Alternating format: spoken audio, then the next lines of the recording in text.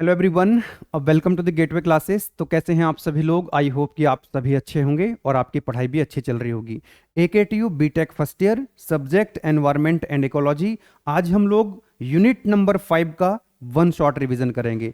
One shot revision को start करने से पहले एक बार हम देख लेते हैं कि जो यूनिट नंबर 5 का सिलेबस है AKTU का, उसमें हम कौन कौन से टॉपिक्स कवर करने वाले हैं।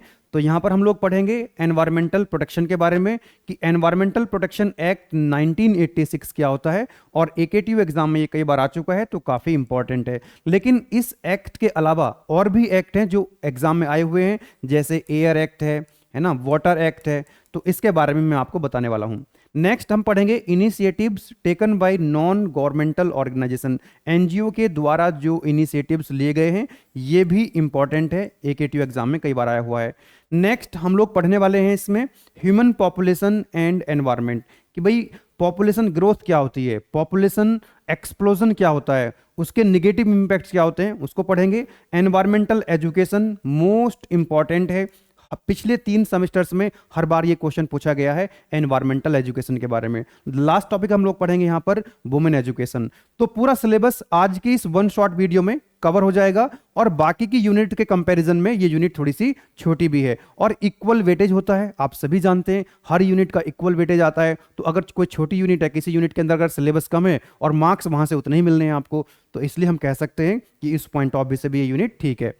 अब आप लोग क्या करते हैं कि AKTU के जो क्वेश्चंस हैं उनको सर्च करने में काफ़ी समय लगा देते हैं, और आपका समय खराब ना हो उसको ऑप्टिमाइज करने के लिए हम इस तरह का जो है प्रयास करते हैं कि पूरा कंटेंट आपको प्रॉपर तरीके से मिल जाए।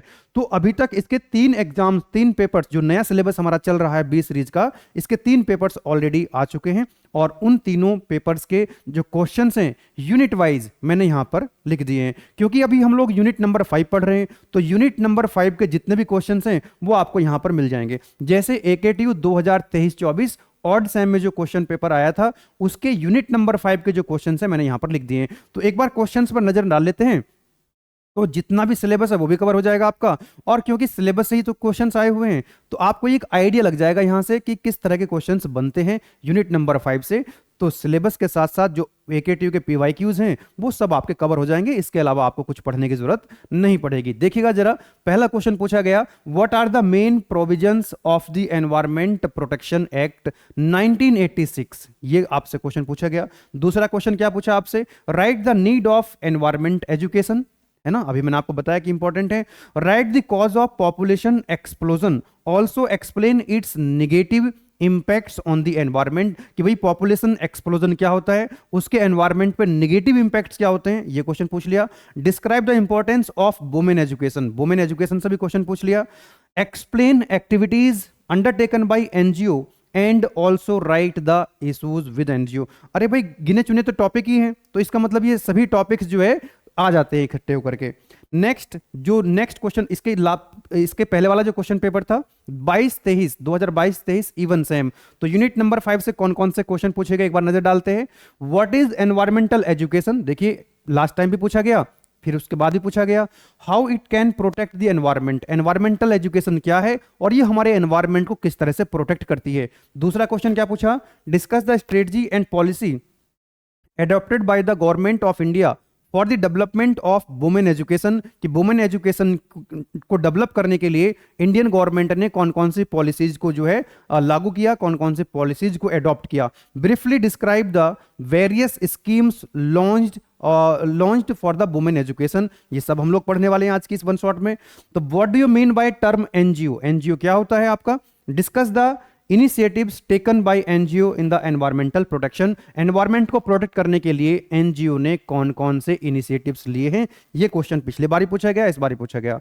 Briefly discuss the salient feature of the environmental protection act 1986, ये पहले भी पूछा गया, इस बार भी पूछा गया। क्योंकि मैंने क्या बोला आपको कि टॉपिक्स जो है वो लिमिटेड हैं, कम टॉपिक्स हैं, तो सभी के सभी टॉपिक्स जो है, मोस्ट ऑफ द टॉपिक्स जो है एक ही क्वेश्चन पेपर में कवर हो जाते हैं। क्योंकि एक यूनिट से आपका 2 मार्क्स के 1 या 2 क्वेश्चन बनता है, और फिर 7 मार्क्स के आपके 3 क्वेश्चंस बनते हैं। तो टोटल 4 या 5 क्वेश्चन बनते हैं बेटा, और 4-5 तो टॉपिक ही है, जैसा आपने सिलेबस में देखा यहाँ पे, भाई 2 और 3 5 टॉपिक हैं, और 4 या 5 क्वेश्चन बनते हैं, तो most of the topics cover हो जाते हैं, तो यूनिट काफी छोटी है। एक और जो पेपर अवेलेबल है AKTU 2022-23 ऑड सेम का, इसके अंदर क्या क्वेश्चन पूछे गए, explain the term population explosion, फिर से रिपीट हुआ है। Critically discuss the role of government in the environmental education. Environmental education, भाई एनवायरमेंटल एजुकेशन तो हर बार पूछा जा रहा है, तीनों बार हर बार पूछा गया है। Environmental education can play an important role in environmental protection, comment on the statement, right. चलिएगा, नेक्स्ट आता है आपका discuss in brief the salient feature of water act. मैंने क्या बोला आपको कि भाई इस सिलेबस में जो है, इस सिलेबस के हिसाब से अगर आप देखें तो यहां पर केवल एनवायरमेंटल प्रोटेक्शन एक्ट 1986 लिखा हुआ है, लेकिन वाटर एक्ट भी आपसे पूछ लिया गया है ना। क्या पूछा आपसे बेटा, तो जो उसके सैलिएंट फीचर है किसके, वाटर एक्ट के, वाटर एक्ट के जो control prevention and control pollution है 1984, ये पूछ लिया गया। इसी तरह से वाटर के साथ साथ आपसे एयर पॉल्यूशन का भी पूछ लिया गया है। तो ये कुछ क्वेश्चंस हैं जो मैंने आपको दिखा दिए हैं। अभी तक जो क्वेश्चंस आए हुए हैं AKTU में, वो सभी क्वेश्चंस इस वन शॉट में कवर हो जाएंगे, पूरा सिलेबस आपका इस वन शॉट में कवर हो जाएगा, इसलिए आपको कोई दिक्कत वाली बात नहीं है। आपको कंटेंट को सर्च करने में समय खराब नहीं करना है, आपको पढ़ाई में अपना समय लगाना है। तो चलिए स्टार्ट करते हैं आज का अपना one shot revision. Environmental protection के बारे में बात करते हैं। Environmental protection refers to the practice of safeguarding and preserving the natural world. Natural world से क्या मतलब समझते हैं, इस नेचर के अंदर क्या है, इस नेचुरल वर्ल्ड के अंदर क्या है, लैंड है, एयर है, वाटर है, और पूरे का पूरा जो इकोसिस्टम है, ठीक है। तो इसको सेफ रखना है, नेचुरल वर्ल्ड को, लैंड, वाटर, एयर, इकोसिस्टम, इसको सेफ रखना है, इसको प्रिजर्व करना है, इसको संरक्षण करना है, इसका जो है सुरक्षा देनी है।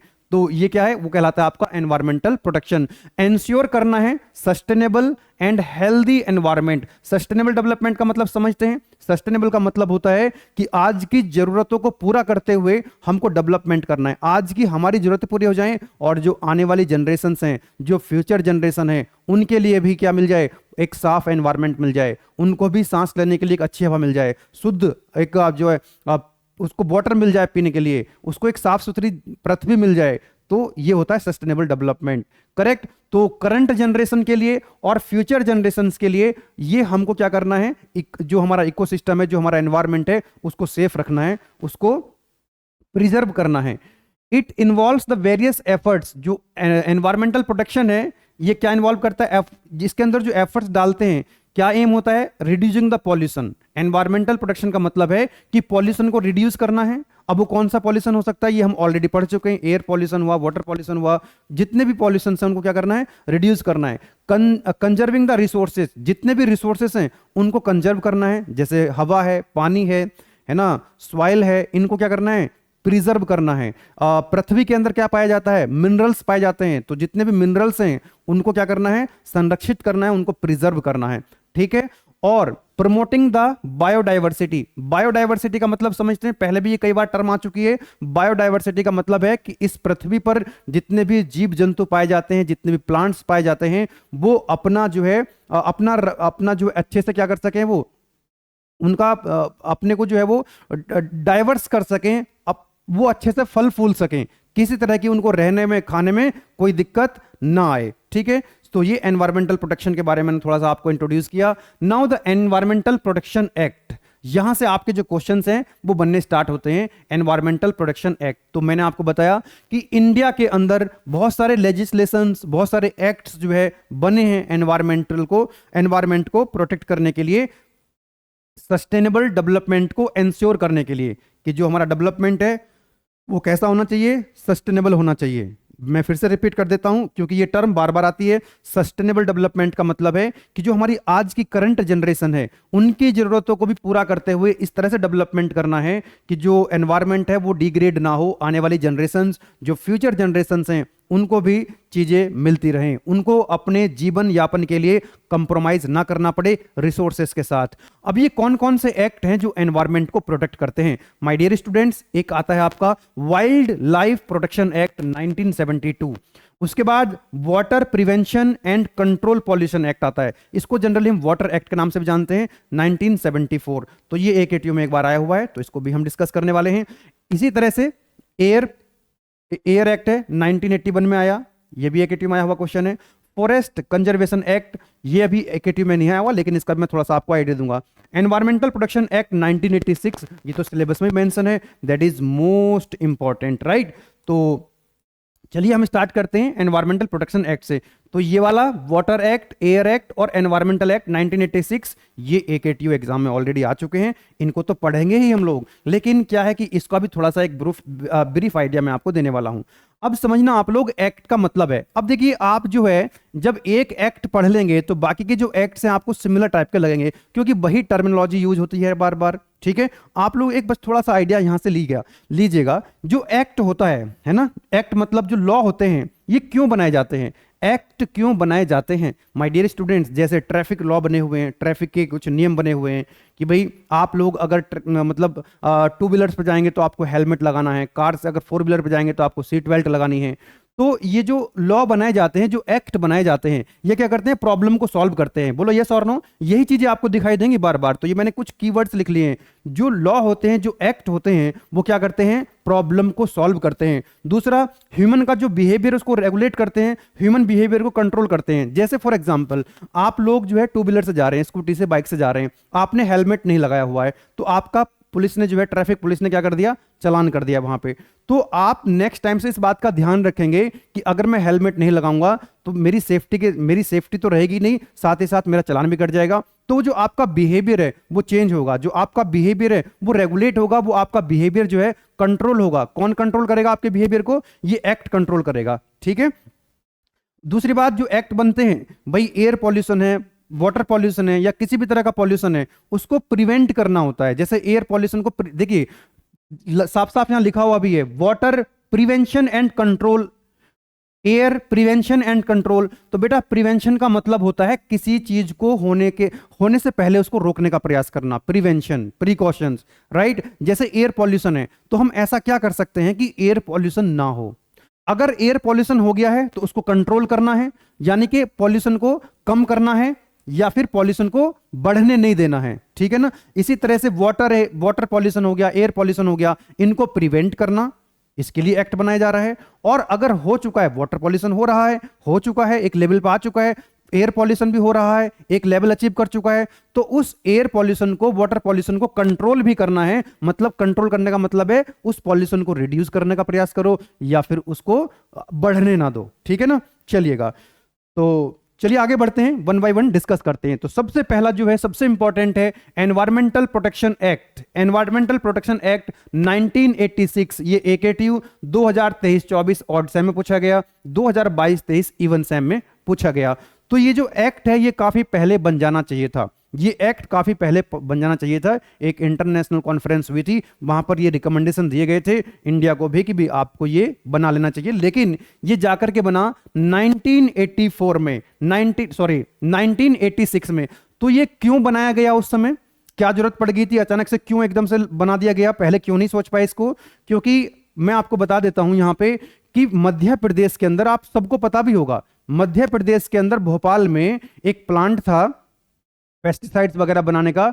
तो वहां पर एक वर्ल्ड की, मतलब इंडस्ट्री के अंदर अगर हम देखें तो वर्ल्ड की बहुत बड़ी ट्रेजेडी वहां पर हुई थी, जिसको बुलाया था भोपाल गैस ट्रेजेडी, समझ रहे हो। अब ये जो भोपाल गैस ट्रेजेडी हुई थी माय डियर स्टूडेंट्स, ये हुई थी दिसंबर 1984 को, ठीक है। क्या था यहाँ पे कि यहां पर देखो लिख दिया मैंने कि वर्ल्ड्स वर्स्ट इंडस्ट्रियल डिजास्टर ये हुआ था ऑन द नाइट ऑफ 3 दिसंबर 1984, 3 दिसंबर 1984 को थाउजेंड्स ऑफ जो लोग थे वो डेड हो गए थे, क्योंकि यहां पर 30 tons of highly toxic methyl isocyanate gas जो है वो लीक हो गई थी from the Union Carbide factory in the Bhopal Madhya Pradesh. Madhya Pradesh Bhopal के अंदर एक फैक्ट्री थी जिसके अंदर जो गैस यूज हो रही थी बहुत ही टॉक्सिक होती है, मिथाइल आइसोसाइनेट, ये बहुत ज्यादा अमाउंट में लीक हो गई थी और एनवायरनमेंट में आ गई थी। तो आसपास के जो लोग थे उनको आंखों में इचिंग होने लग गई और उनके जो फेफड़े हैं सांस लेने में दिक्कत होने लग गई। कई हजार लोग इस भोपाल गैस ट्रेजेडी में मारे गए थे, कई हजार लोग मारे गए थे, 2-3 दिन के अंदर कई हजार लोग मर गए थे और कई लाख लोग जो है अफेक्ट हुए थे, कई लाख लोग यहां से अफेक्ट हुए थे। किसी की आंखें खराब हो गई थी, किसी को सांस लेने में लंग्स जो फेफड़े थे वो खराब हो गए थे उसके। लेकिन जब ये ट्रेजेडी हुई उसके बाद जिम्मेदार ठहराने के लिए, क्योंकि हमारे पास कोई ऐसा लॉ नहीं था, तो 1984 में ये घटना घटी थी और उसके बाद 1986 में ये लॉ जो है आया था।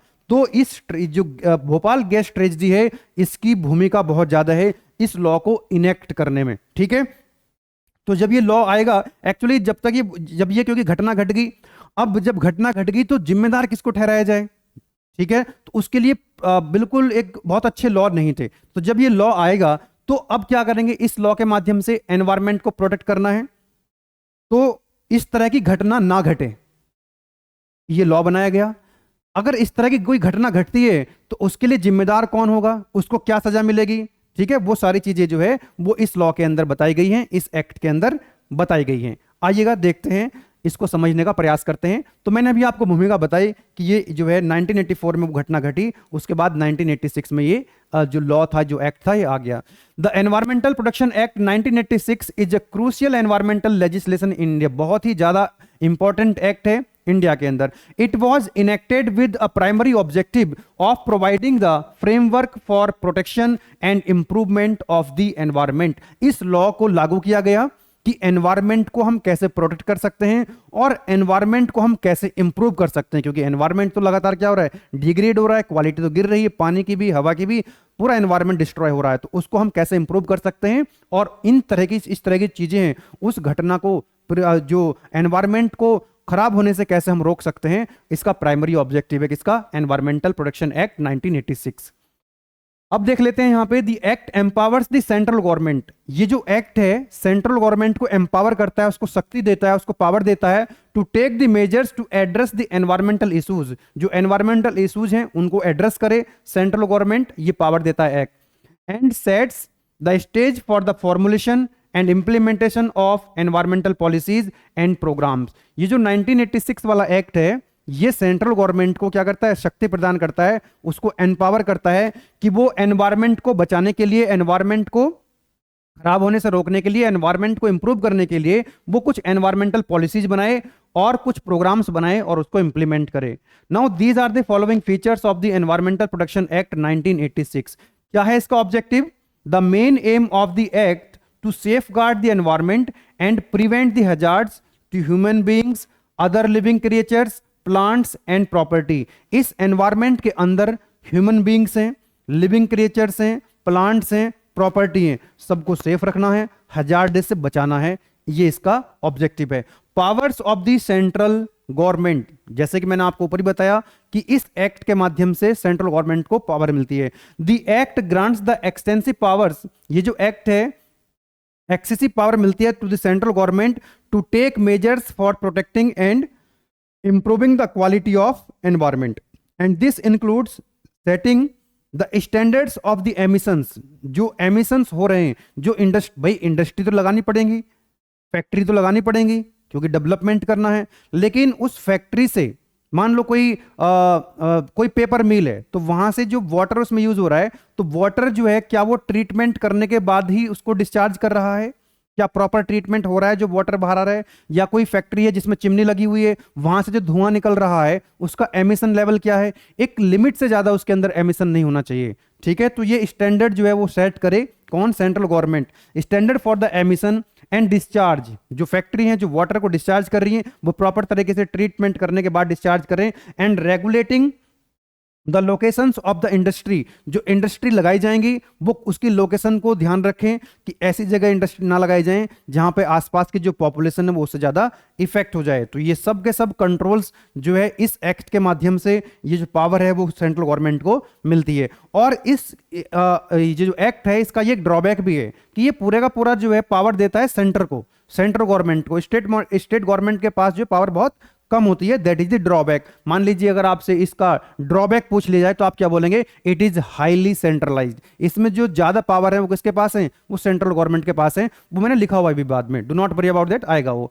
तो environmental standards, the act allow the central government, ये सेंट्रल गवर्नमेंट को अलाउ करता है टू प्रिस्क्राइब द स्टैंडर्ड्स, कि वो स्टैंडर्ड्स को प्रिस्क्राइब करे फॉर द एनवायरमेंटल पॉल्यूटेंट्स। जैसे फॉर एग्जांपल नॉइस लेवल है, कोई फैक्ट्री है उसमें नॉइस तो क्रिएट होगी, फैक्ट्री चलेगी, तो एक उसका लेवल होना चाहिए कि इससे ज़्यादा नॉइस लेवल नहीं होना चाहिए। आप अपनी जो फैक्ट्री है, जो इंडस्ट्री है, उस तरह से उसको बनाएं कि जो नॉइस लेवल है वो एक लिमिट से ज़्यादा नहीं होना चाहिए। And quality of air and water, कि एयर की क्वालिटी क्या होनी चाहिए, वाटर की जो क्वालिटी है वो क्या क्या होनी चाहिए, उसके स्टैंडर्ड को जो है वो बनाए और उसके बाद उसको रेगुलर उसको मेंटेन करे कि आज जो लोग हैं क्या उनको सही पानी मिल रहा है, सही क्वालिटी का, क्या सही क्वालिटी की एयर मिल रही है। These standards serve as the benchmark, ये जो स्टैंडर्ड गवर्नमेंट बनाएगी कि यार ये एयर क्वालिटी इस तरह की होनी चाहिए, वाटर की जो क्वालिटी है वो ये होनी चाहिए, तो एक बेंचमार्क का काम करता है for various activities to ensure they do not harm the environment. जो भी एक्टिविटी हो रही होंगी उसमें ये ध्यान रखा जाएगा कि जो वाटर की क्वालिटी है या एयर की क्वालिटी है ये एक मतलब इतना स्टैंडर्ड जो है मेंटेन होना चाहिए। नेक्स्ट आता है आपका एनवायरमेंटल इंपैक्ट असेसमेंट। ये हम लोगों ने लास्ट थर्ड यूनिट में बहुत अच्छे से पढ़ा था। अब ये जो एक्ट है, जो हम 1986 एक्ट की बात कर रहे हैं, the act provides for the assessment of the potential environmental impacts of a certain projects before they are undertaken. मतलब ये हुआ है कि कोई भी इंसान अगर इंडस्ट्री लगाना चाहता है, कोई भी प्लांट लगाना चाहता है, तो उसका क्या होना चाहिए, एक प्रॉपर असेसमेंट होना चाहिए। और वो असेसमेंट जो है प्रपोजल जो है गवर्नमेंट को सबमिट करता है, उसको रिव्यू वगैरह करते हैं, पूरा प्रोसीजर आपको बताया हुआ है। तो ये असेसमेंट होना जरूरी है। और ये कौन प्रोवाइड कराता है, ये एनवायरमेंटल इंपैक्ट असेसमेंट जो है कौन प्रोवाइड करा रहा है, ये जो एनवायरमेंटल एक्ट है 1986, ये सेंट्रल गवर्नमेंट को इसका अधिकार देता है। And this environmental impact assessment process helps in making the inform the decisions about the approval of the projects with the significant environmental implications. मतलब वही चीज है कि जो अगर हम ये प्रोसेस रहेगा सेंट्रल गवर्नमेंट के पास, एक भाई कोई भी इंडस्ट्री लगाना चाहता है, पावर प्लांट लगाना चाहता है, उसके नुकसान क्या है, उसके फायदे क्या हैं, वो सारी चीजें बताए, एनवायरनमेंट पर कितना इंपैक्ट आएगा उसको बताए, जो नुकसान एनवायरनमेंट को होगा उसको कैसे कंपनसेट कर सकते हैं, वो सब इस प्रोसेस के अंदर आता है। तो ये होना जरूरी है। रेगुलेशन ऑफ हजार्डस सब्सटेंसेस, जो भी इंडस्ट्री से हजार्डस सब्सटेंस निकल रहे होंगे उसका प्रॉपर तरीके से ट्रीटमेंट करना, जैसे चिमनी से धुआं निकल रहा है उसका प्रॉपर तरीके से फिल्टर वगैरह लगाए जाएं, जो वाटर डिस्चार्ज हो रहा है उसको प्रॉपर ट्रीटमेंट करने के बाद ही उसको डिस्चार्ज किया जाए।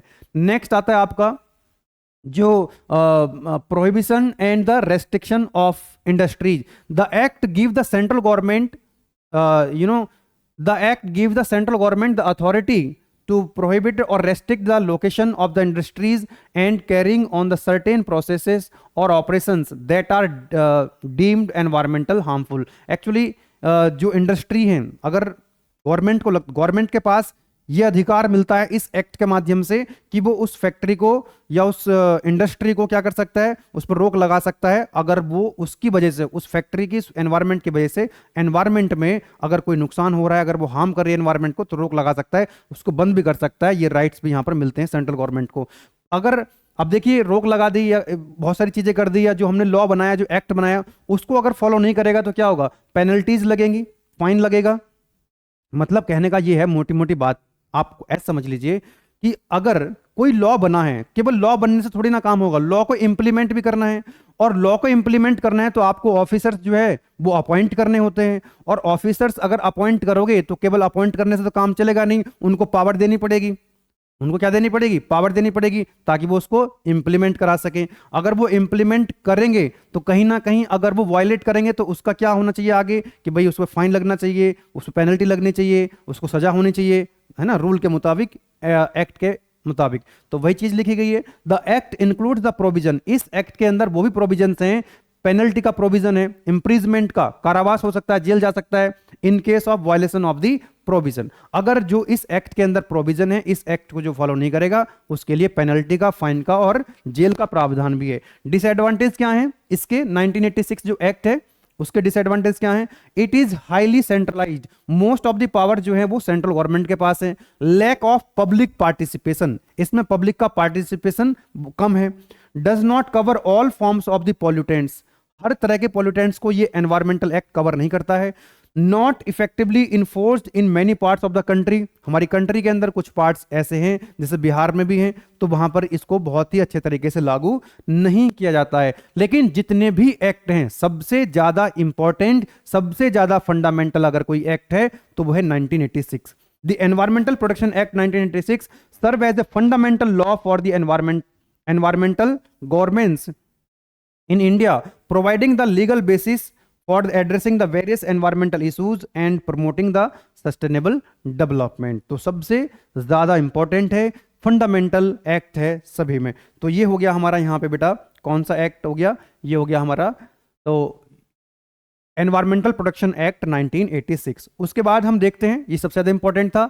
नेक्स्ट आता है हमारा, ये भी एकेटीव एग्जाम में आया हुआ है। कब आया हुआ है, मैंने लिखा हुआ है सामने, क्वेश्चन पेपर भी मैंने आपको दिखाया था।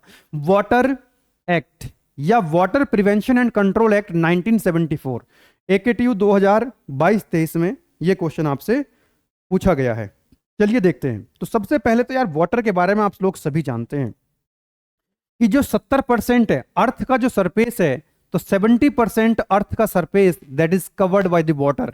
अगर आप अर्थ पे देखेंगे तो 70% किसने कवर किया हुआ है, वाटर ने कवर किया हुआ है। और उसमें से भी 70% का जो 97% है वो कहां पे है, वो समुद्र में पाया जाता है पानी। और आप सभी जानते हैं जो वाटर है वो जीवन के लिए कितना इंपॉर्टेंट है, बिना वाटर के हम सरवाइव नहीं कर सकते। तो इसलिए जो ऑनरेबल सुप्रीम कोर्ट ने आर्टिकल 21 में बताया है कि जो ड्रिंकिंग वाटर है that is the fundamental rights, ये हमारा फंडामेंटल राइट्स है। ये गवर्नमेंट की जिम्मेदारी है कि शुद्ध पानी, पीने योग्य पानी सभी को प्रोवाइड करना चाहिए। क्योंकि जो हमारा जो आर्टिकल 21 में भी क्या है हमारा कि राइट टू लाइफ है, जीने का अधिकार है सबको।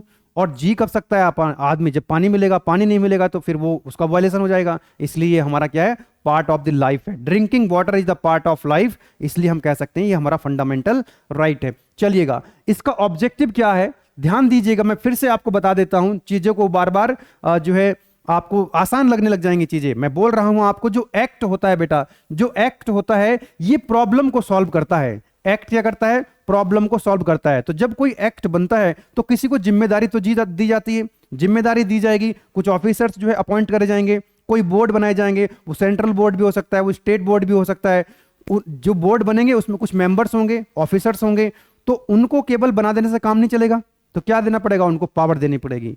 पावर देनी पड़ेगी, उसमें कुछ प्रोविजन देना पड़ेगा कि भाई वो उस लॉ को इंप्लीमेंट करें। इंप्लीमेंट नहीं करेंगे तो क्या होगा, उनको सजा का प्रावधान होगा, उसमें पेनल्टी लगेगी, उसमें फाइन लगेगा। तो ये घूम फिर करके यही चीजें चलती रहती है। तो water prevention and control pollution, जो प्रिवेंशन है मतलब क्योंकि वाटर पॉल्यूशन की बात हो रही है तो वाटर पॉल्यूशन को प्रिवेंट करना है इस एक्ट के माध्यम से। तो ये एक्ट क्या करेगा, ये जो वाटर एक्ट है ये वाटर पॉल्यूशन को प्रिवेंट करेगा, उसको रोकने में मदद करेगा, या फिर कंट्रोल करेगा। वाटर पॉल्यूशन को कंट्रोल करेगा। कंट्रोल करेगा मतलब जो वाटर पॉल्यूशन है उसको रिड्यूस करने की कोशिश करेगा या उसको रोकने की कोशिश करेगा। ऑब्जेक्टिव क्या है इसका, नाम से ही पता लग रहा है, इसके नाम से ही आपको पता लग रहा है ऑब्जेक्टिव क्या है वाटर एक्ट का। The primary aim is to prevent and control the water pollution in India. Now these are the following features. इसके एक्ट, इस एक्ट के क्या कौन कौन से फीचर्स हैं। Number 1, establishment of the boards. इस एक्ट के अंदर 2 बोर्ड बनाए गए। One is formation of central pollution control board, CPCB. एक जो बोर्ड है फॉर्म किया गया नेशनल लेवल पे, ठीक है ना, जिसका नाम रखा गया सेंट्रल पॉल्यूशन कंट्रोल बोर्ड। एक स्टेट लेवल पे फॉर्म किया गया state pollution control board, state pollution control board. तो ये 2 बोर्ड जो है फॉर्म किए गए। अब इन बोर्ड्स हैं, ये दोनों बोर्ड जो है सेंट्रल बोर्ड और स्टेट बोर्ड, इनके फंक्शंस क्या हैं। Implementation of policy and programs for prevention and control of water pollution. Water pollution को कंट्रोल करने के लिए या उनको प्रिवेंट करने के लिए पॉलिसी बनाई जाए और प्रोग्राम्स बनाए जाएं और उन पॉलिसीज को इंप्लीमेंट किया जाए। अब ये क्या करेंगे, ये जो बोर्ड्स हैं, advising the governments on the water pollution issues. जो भी वाटर पॉल्यूशन इश्यूज हैं, स्टेट बोर्ड और जो आपका सेंट्रल बोर्ड है, ये गवर्नमेंट को क्या करेंगी, क्या करेंगी, उनको जो वाटर से रिलेटेड प्रॉब्लम्स हैं, जो इश्यूज हैं, उनको एड्रेस करेंगी। Setting the standards for discharge, जो एफ्लुएंट्स होते हैं, मतलब जो कोई इंडस्ट्री है वहां से जो वाटर निकल रहा है, जो डिस्चार्ज हो रहा है, स्टैंडर्ड सेट करें कि उसका जो वाटर जो है वो पॉल्यूटेड तो नहीं है बहुत ज़्यादा। वाटर बॉडी में। भाई कोई फैक्ट्री लगी, वहां से वाटर डिस्चार्ज होगा, वो कहाँ जाएगा, वाटर बॉडी के अंदर जाएगा। तो वाटर बॉडी में, किसी तालाब में, किसी नदी में छोड़ने से पहले, किसी नाले में छोड़ने से पहले वो फैक्ट्री, जो इंडस्ट्री है, उस वाटर को प्रॉपर ट्रीटमेंट करके ही डिस्चार्ज करे। Inspecting the water treatment plants and industrial units, कोई भी इंडस्ट्रियल यूनिट है या जो आपका वाटर ट्रीटमेंट प्लांट है, जो ये बोर्ड है, स्टेट बोर्ड और सेंटर बोर्ड, ये जाकर के क्या कर सकती है, उसको विजिट कर सकती हैं, इंस्पेक्ट कर सकती हैं, क्या जो स्टैंडर्ड्स बनाए गए हैं क्या वो फॉलो हो रहे हैं। ठीक है। Now the consent to discharge, अब ऐसा नहीं कोई फैक्ट्री लगा दी किसी ने और अपने मन से उसने पानी को छोड़ दिया और बोलेगा बाद में कि हाँ मैंने तो प्रॉपर ट्रीटमेंट किया। नहीं, डिस्चार्ज करने से पहले, वाटर को डिस्चार्ज करने से पहले वो सेंट्रल बोर्ड या स्टेट बोर्ड जहां से भी है उसको कंसेंट लेना पड़ेगा। मैंडेटरी है, mandatory requirement for the industries to obtain a consent from the, जो बोर्ड्स हैं वहां से वाटर को डिस्चार्ज करने के लिए, जो सीवेज वगैरह उसको डिस्चार्ज करने के लिए परमिशन लेनी पड़ेगी। अगर ये, अब देखो लॉ बन गए, लॉ बनने के बाद बोर्ड बन गए, उन बोर्ड्स में अलग अलग मेंबर्स हो गए। ठीक है, ऑफिसर्स अपॉइंट हो गए, उन ऑफिसर्स को जो है पावर दी गई कि आप ऐसा करें, स्टैंडर्ड को बनाएं और उसको इंप्लीमेंट करें। अब जो इंप्लीमेंट नहीं करेगा तो उसके लिए सजा का प्रावधान होगा, पेनल्टीज होंगी। नॉन कंप्लायंस, जो कंप्लायंस बनाए गए हैं उन कंप्लायंस को अगर फॉलो नहीं किया जाएगा तो फिर क्या लगेगी, पेनल्टी लग सकती है, फाइन लग सकता है और इम्प्रिजमेंट, उसको कारावास हो सकती है, उसको सजा हो सकती है, उसको जेल भेजा जा सकता है जो इस लॉ को फॉलो नहीं करेगा। राइट। अब जैसे आपने देखा होगा अभी जो न्यूज आ रही थी, है ना, अब आज तो कई जगह आप इस तरह का देखते हैं, लेटेस्ट न्यूज जो आपने देखी होगी, जो कोचिंग सेंटर में भी, इंडस्ट्री की तो छोड़ो, कोचिंग इंडस्ट्री में तो ये सब काम होते ही हैं, फैक्ट्री के अंदर तो ये सब घटनाएं घटती रहती हैं। आजकल जो कोचिंग इंडस्ट्री है वहां पर भी ये सब देखने के लिए मिल रहा है। बेसमेंट में हजारों की संख्या में स्टूडेंट्स जो है लाइब्रेरी में बैठे रहते हैं, उनकी क्लासेस चल रही होती हैं। कई बेसमेंट ऐसे हैं कि वहाँ पर क्लासेस चलती हैं। अभी आपने देखा दिल्ली के अंदर क्या हुआ कि उसके अचानक से उसके अंदर पानी आ गया, क्योंकि उसके अंदर एग्जिट गेट और एंट्री गेट ये प्रॉपर तरीके से नहीं थे, वहाँ पर सीवेज जो थे वो प्रॉपर तरीके से नहीं थे। तो वहाँ पर आपने देखा कि आई थिंक कई लोगों की वहाँ पर, जो छात्रों की दुर्घटना भी हो गई। तो जो नहीं करेगा उसको फिर उसकी तरह से उसको जो है सजा का प्रावधान है, लेकिन क्लैरिटी नहीं है वहां पर। तो दिल्ली के अंदर तो एलजी में और जो है मुख्यमंत्री में पंगा चलता रहता है। तो इस तरह की जो, मतलब बेसमेंट को लेकर के इस तरह की जो पॉलिसीज हैं वो बहुत पूरे तरीके से क्लियर नहीं है। ठीक है। और इंडस्ट्री के लिए तो फिर भी बनी हुई है, लेकिन कोचिंग सेंटर वगैरह के लिए इस तरह की जो एक्टिविटी हो रही है उनके लिए बनी हुई नहीं है, ये बननी चाहिए। राइट। तो पेनल्टीज हैं जो कॉम्प्लायंस को फॉलो नहीं करेगा। बहुत सारे अभी आपने देखा था पिछले साल आग लग गई थी कोचिंग सेंटर में, मुखर्जी नगर की, आपने देखा था वीडियो वायरल हुई थी, वहां पर लोग रस्सी से कूद रहे हैं स्टूडेंट्स जो है 3rd फ्लोर से 4th फ्लोर से। तो वो जो कॉम्प्लायंस वगैरह होते हैं, आग लगने का जो खतरा है तो उसको कैसे प्रिवेंट करें, कैसे रोका जाए, वो सारे कॉम्प्लायंस अगर पूरे नहीं किए जाएंगे तो ये सब जो है तो उसके चक्कर में क्या होगा, मतलब अगर ये फॉलो नहीं करेंगे तो अथॉरिटी है, इन बोर्ड्स के पास अथॉरिटीज है टू क्लोज कर सकते हैं। जैसे बहुत सारे बेसमेंट घटना घटने के बाद क्या कर दिया, उसको सील कर दिया है। और ना केवल दिल्ली में, अलग अलग शहरों में जहां जहां पर बेसमेंट के अंदर क्लास चल रही थी वो सभी बेसमेंट को जो है फिलहाल सील कर दिया है। वो कब तक सील रहेंगे वो एक अलग विषय है, भ्रष्टाचार बहुत ज्यादा है और फिर से लोग जो है लेन देन करेंगे और फिर से जो धीरे धीरे लोग भूल जाएंगे और फिर जो है चल जाएगा, फिर जो है कोचिंग चलने लग जाएंगे। तो कहने का मतलब ये है, रूल्स रेगुलेशंस एक्ट तो इस तरह के हैं कि दुर्घटनाएं ना घटे और घटे तो उनकी सजा मिले, लेकिन ऐसा जो है प्रॉपर तरीके से इंप्लीमेंटेशन हो पाना, that is the very difficult task. तो इनके पास अथॉरिटी है कि वो फैक्ट्री को, उस इंडस्ट्री को, उस कोचिंग सेंटर को बंद कर सकते हैं अगर वो कंप्लायंस को जो है फॉलो नहीं कर रहे हैं। ठीक है। रेगुलेट करेंगे एनी इंडस्ट्री और operation causing the water pollution, जो वाटर पॉल्यूशन को बढ़ावा दे रहे हैं, जो वाटर पॉल्यूशन को बढ़ावा दे रहे हैं उनको वो फैक्ट्री को, इंडस्ट्री को क्लोज कर सकते हैं, उस पर रोक लगा सकते हैं। इंस्पेक्शन एंड मॉनिटरिंग, जो ये बोर्ड्स हैं वो क्या कर सकते हैं, उनको इंस्पेक्ट, कभी भी जाकर के इंस्पेक्ट कर सकते हैं, सैंपल ले सकते हैं और उनको लगातार मॉनिटर करते हैं। अब ये सब करने के बाद भाई आपने क्या करा, फिर से मैं एक बार रिपीट कर देता हूं क्योंकि अगला जो क्वेश्चन है वो आपका तैयार हो जाएगा, ऐसे ही तैयार हो जाएगा, क्योंकि यहां वाटर की बात हो रही है, वहां पर बस एयर की बात होगी, यहां वाटर पॉल्यूशन की बात हो रही है, वहां पर एयर पॉल्यूशन की बात हो रही होगी, सब कुछ ऑलमोस्ट वही रहने वाला है। ठीक है भाई, आपने बोर्ड बनाए, वहां मेंबर आपने बनाए, उसमें आपने लॉ बना दिए, जो फॉलो नहीं करेगा उसको सजा का प्रावधान कर दिया, पेनल्टी का, फाइन का प्रावधान कर दिया। नेक्स्ट, ये सब करने के लिए क्या चाहिए होगा, आपको फंड चाहिए होंगे, है ना। तो funds and grants, provision of financial assistance and grants for the जो आपके बोर्ड्स हैं, चाहे वो स्टेट लेवल का हो चाहे वो सेंट्रल लेवल का हो, उन पर खर्चा करना पड़ेगा, एक बजट उनको देना पड़ता है। तो ये हो गया आपका। अच्छा, ये तो हो गया वाटर, ध्यान दीजिएगा, water prevention and control pollution, water prevention and control pollution act 1974, एक 1984 में आया था, ये भी एक एटीएम में क्वेश्चन पूछा गया है। अब ये 1984 का क्या मतलब है? ये जो 1974 है उसी के अंदर अमेंडमेंट कर दिया गया था। जो मैंने अभी आपको समझाई है चीजें, उसको और थोड़ा सा अच्छा कर दिया गया। मतलब क्या क्या अमेंडमेंट करे गए वो देख लेते हैं, लिखा हुआ है यहाँ पे। तो these are the following features of the water prevention control act. Basically ये क्या था आपका? अमेंडमेंट वाला था, अमेंडमेंट किया गया है। तो जो बोर्ड थे उसको और स्ट्रेंथ दी गई, उसको और ज्यादा एम्पावर कर दिया, उसको ज्यादा और पावर जो बढ़ा दी। रिवाइड द पेनल्टीज, पेनल्टी जो पहले थी 1974 में, उन पेनल्टीज को इंक्रीज कर दिया। जैसे आप लोग हेलमेट नहीं लगा रहे हो, अब से अगर 10 साल पहले की हम बात करें, फॉर एग्जाम्पल 100 रुपए लगते थे चालान कटने पे, और आज भी अगर 100 रुपए लगेंगे 10 साल के बाद भी, या 15 साल के बाद, या 20 साल के बाद, तो 100 रुपए जो है आराम से दे सकता है इंसान, कोई दिक्कत वाली बात नहीं है ना। मतलब 20 साल पहले 100 रुपए की कीमत और आज जो 100 रुपए की कीमत है, वो दोनों में क्या है? डिफरेंस है। वैल्यू क्या है 100 रुपए की? आज कम हो गई है। तो क्या है? तो आप देखते हैं वो भी फाइन भी जो है इंक्रीज हो गया होगा, चालान भी जो है इंक्रीज कर दिया होगा।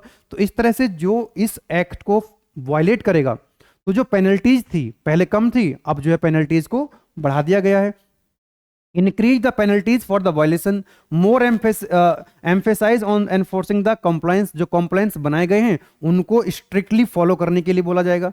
सिटीजन पार्टिसिपेशन, इसमें सिटीजन जो है वो पार्टिसिपेट कर सकता है। जैसे फॉर एग्जांपल आपके आसपास में कोई फैक्ट्री लगा दी किसी ने, और उसका जो वाटर है आपके आसपास किसी ने नाले में छोड़ दिया, तो वो तो प्रदूषण करेगा।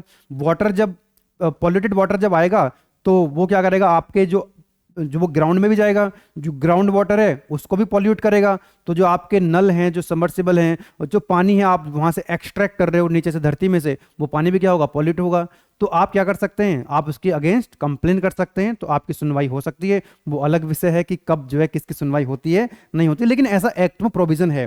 Provision for individuals to file the complaints and initiate the legal proceeding against the polluters. जो पॉल्यूटर्स है, जिसने इंडस्ट्री या फैक्ट्री लगाई है, जो वाटर को पॉल्यूट करके आसपास छोड़ रहा है, तो आप क्या कर सकते हैं? इंडिविजुअली जाकर के उसकी कंप्लेंट को फाइल कर सकते हैं, जबकि पहले ऐसा नहीं था। लीगल एंड जुडिशियल सपोर्ट्स, अब जो है enabling provisions for the judiciary to take the proactive role in the enforcing the act. Enhance the monitoring, जो मॉनिटरिंग पहले थी उसको थोड़ा सा और एनहांस कर दिया गया है। रेगुलर मॉनिटरिंग इस एक्ट के हिसाब से होनी चाहिए। तो ये हो गया वाटर एक्ट। नाउ अब जो एयर एक्ट है, वो एयर एक्ट, जो एयर पॉल्यूशन एक्ट है 1981, बिल्कुल उसी तरह से है, बस जहां पर लिखा हुआ था क्या वाटर पॉल्यूशन, यहां पर क्या आ जाएगा बेटा? एयर पॉल्यूशन आ जाएगा। भाई वाटर के अंदर जो चीज नहीं होनी चाहिए, एक्स्ट्रा सब्सटेंसेस, अनवांटेड सब्सटेंसेस अगर वाटर के अंदर आ जाएं, तो वो होता है वाटर पॉल्यूशन। तो वाटर को, पॉल्यूशन को प्रिवेंट करना और उसको कंट्रोल करना, ये किस एक्ट के अंदर आता है? Water act 1974 1984, right? उसको अमेंडमेंट करने के बाद अब एयर के अंदर अगर अनवांटेड पार्टिकल्स आ जाएं, फॉरेन पार्टिकल्स आ जाएं एयर के अंदर, तो क्या होगा? एयर पॉल्यूशन होगा। तो एयर पॉल्यूशन को प्रिवेंट करना है, उसको कंट्रोल करना है, तो वो किस एक्ट के अंतर्गत है? That is 1981। तो एयर पॉल्यूशन वगैरह हम ऑलरेडी आपको पढ़ा चुके हैं कि भाई एनवायरमेंट के अंदर क्या होना चाहिए? एनवायरमेंट के अंदर नाइट्रोजन है, ऑक्सीजन है, कार्बन डाइऑक्साइड है, सल्फर डाइऑक्साइड है, कार्बन मोनोऑक्साइड है, इनका एक रेशियो फिक्स है।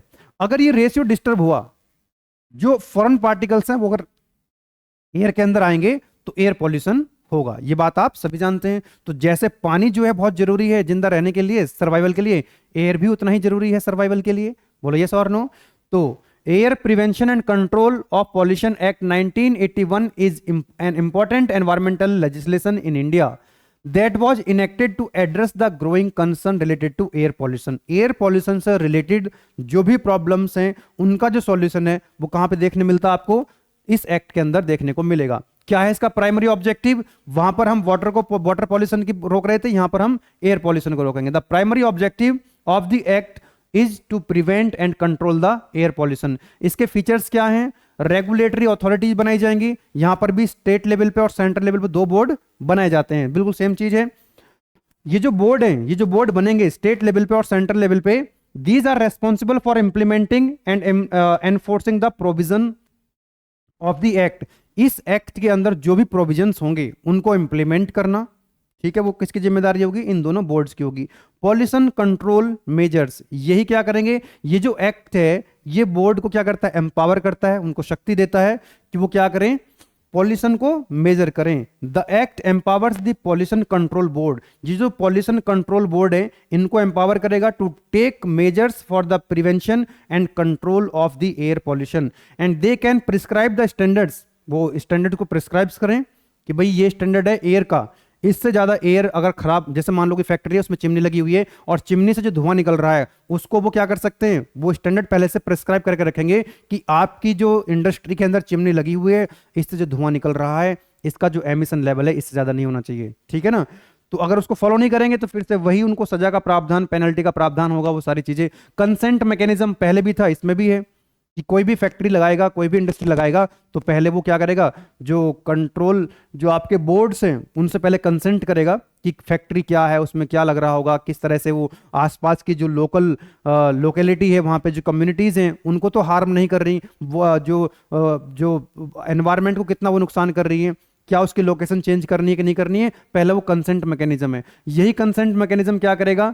ये एंश्योर करेगा industry to follow the standards set by the regulatory authority. जो भी स्टैंडर्ड्स मेंटेन करे गए होंगे ये जो कंसेंट मैकेनिज्म है उसमें हेल्प करेगा। मॉनिटरिंग एंड एनालिसिस इसमें भी होगा, मॉनिटर बीच बीच में इंस्पेक्टर्स जो हैं, जो मेंबर्स रहेंगे बोर्ड्स के, वो उसको जो है इंस्पेक्ट करेंगे, अगर कहीं गड़बड़ पाया जाता है तो उस पर वो मतलब अपनी जेब भी भरेंगे और थोड़ा सा कंट्रोल करने का प्रयास करेंगे। पेनल्टीज लगेंगी अगर वो लॉ को फॉलो नहीं करेंगे, बिल्कुल उसी तरह से है। पब्लिक को अवेयर करना है, इस एक्ट के अंतर्गत ये भी प्रोविजन है कि पब्लिक को अवेयर कराया जाए, कि पब्लिक को ये समझाया जाए कि अगर एयर पॉल्यूशन कंट्रोल नहीं हुआ तो किस तरह से आप पर इफेक्ट आएगा, आपकी आने वाली जनरेशन पे इफेक्ट आएगा। क्योंकि हर कोई तो है इन्वॉल्व इसमें, कोई कम इन्वॉल्व है, कोई ज्यादा इन्वॉल्व है। क्योंकि पॉल्यूशन हम ऑलरेडी आपको पढ़ा चुके हैं लास्ट यूनिट में कि घरों में भी पॉल्यूशन होता है, वो कम लेवल पे होता है, लेकिन इंडिविजुअल लेवल पे भी क्या कर सकते हैं हम? एक कंट्रीब्यूट तो कर ही सकते हैं। पेड़ पौधे लगा करके हम चीज़ों को क्या कर सकते हैं? कंट्रोल कर सकते हैं। पेड़ पौधे तो हर किसी की जिम्मेदारी है लगाना, ठीक है। बस जो इंडस्ट्री वाले हैं वो ज़्यादा पॉल्यूट करते हैं, हम थोड़ा कम करते हैं। तो this act emphasize on the importance of the public participation in the environmental protection. It encourage the spread of information regarding air pollution and its control to the public. Public को जानकारी होना जरूरी है। एक बात बताओ, अगर हेलमेट है, अगर आपको ये जानकारी नहीं होगी कि हेलमेट हम क्यों लगा रहे हैं तो आप हेलमेट लगाएंगे क्या? भाई आपको अगर समझाया जाए पब्लिक को कि ये हेलमेट जो है वो आपकी सेफ्टी के लिए है, ठीक है ना, आपकी सेफ्टी के लिए है, तो इसलिए आपको हेलमेट लगाना चाहिए। तो जानकारी अगर होगी तो आप क्या करेंगे? उसको फॉलो करेंगे। आपका जो बिहेवियर है वो चेंज होगा। वो किससे होता है? एक्ट से ही होता है। इसलिए एक्ट बनाना जरूरी है। फिर भी आप अगर फॉलो नहीं करेंगे तो आप पे फाइन लगेगा, आपका चालान कटेगा। चलिएगा, नेक्स्ट आता है आपका, तो वाटर एक्ट हो गया, एयर एक्ट हो गया आपका, और जो मैंने 1986 आपको बताया, ये 3 एक्ट जो हैं वो इंपॉर्टेंट हैं। बाकी जो वाइल्ड लाइफ प्रोटेक्शन एक्ट है इसके बारे में भी आपको थोड़ी सी जानकारी होनी चाहिए। नाम से ही पता लग रहा है कि वाइल्ड लाइफ प्रोटेक्शन एक्ट मतलब जो वाइल्ड लाइफ है उसको प्रोटेक्ट करना है। वाइल्ड लाइफ का मतलब क्या हुआ कि भाई जैसे कुछ जो जानवर होते हैं, इंसान उनको पालता है, तो जो पालतू जानवर हैं उनको छोड़ दीजिए, मतलब जिन पर इंसान का कंट्रोल नहीं है, जो आजाद हैं, जो फ्री हैं जंगलों में, उनकी बात हो रही है। या जो खेती है जो इंसान नहीं करता है वहां पर पेड़ पौधों की, मतलब वो एकदम फ्री हैं। तो ऐसे प्लांट्स, ऐसे जीव जंतु, ऐसे जानवर जो वाइल्ड में है, जिन पर ह्यूमन का कंट्रोल नहीं है, उसको भी प्रोटेक्ट करना बहुत जरूरी है इकोसिस्टम को बैलेंस रखने के लिए, ठीक है।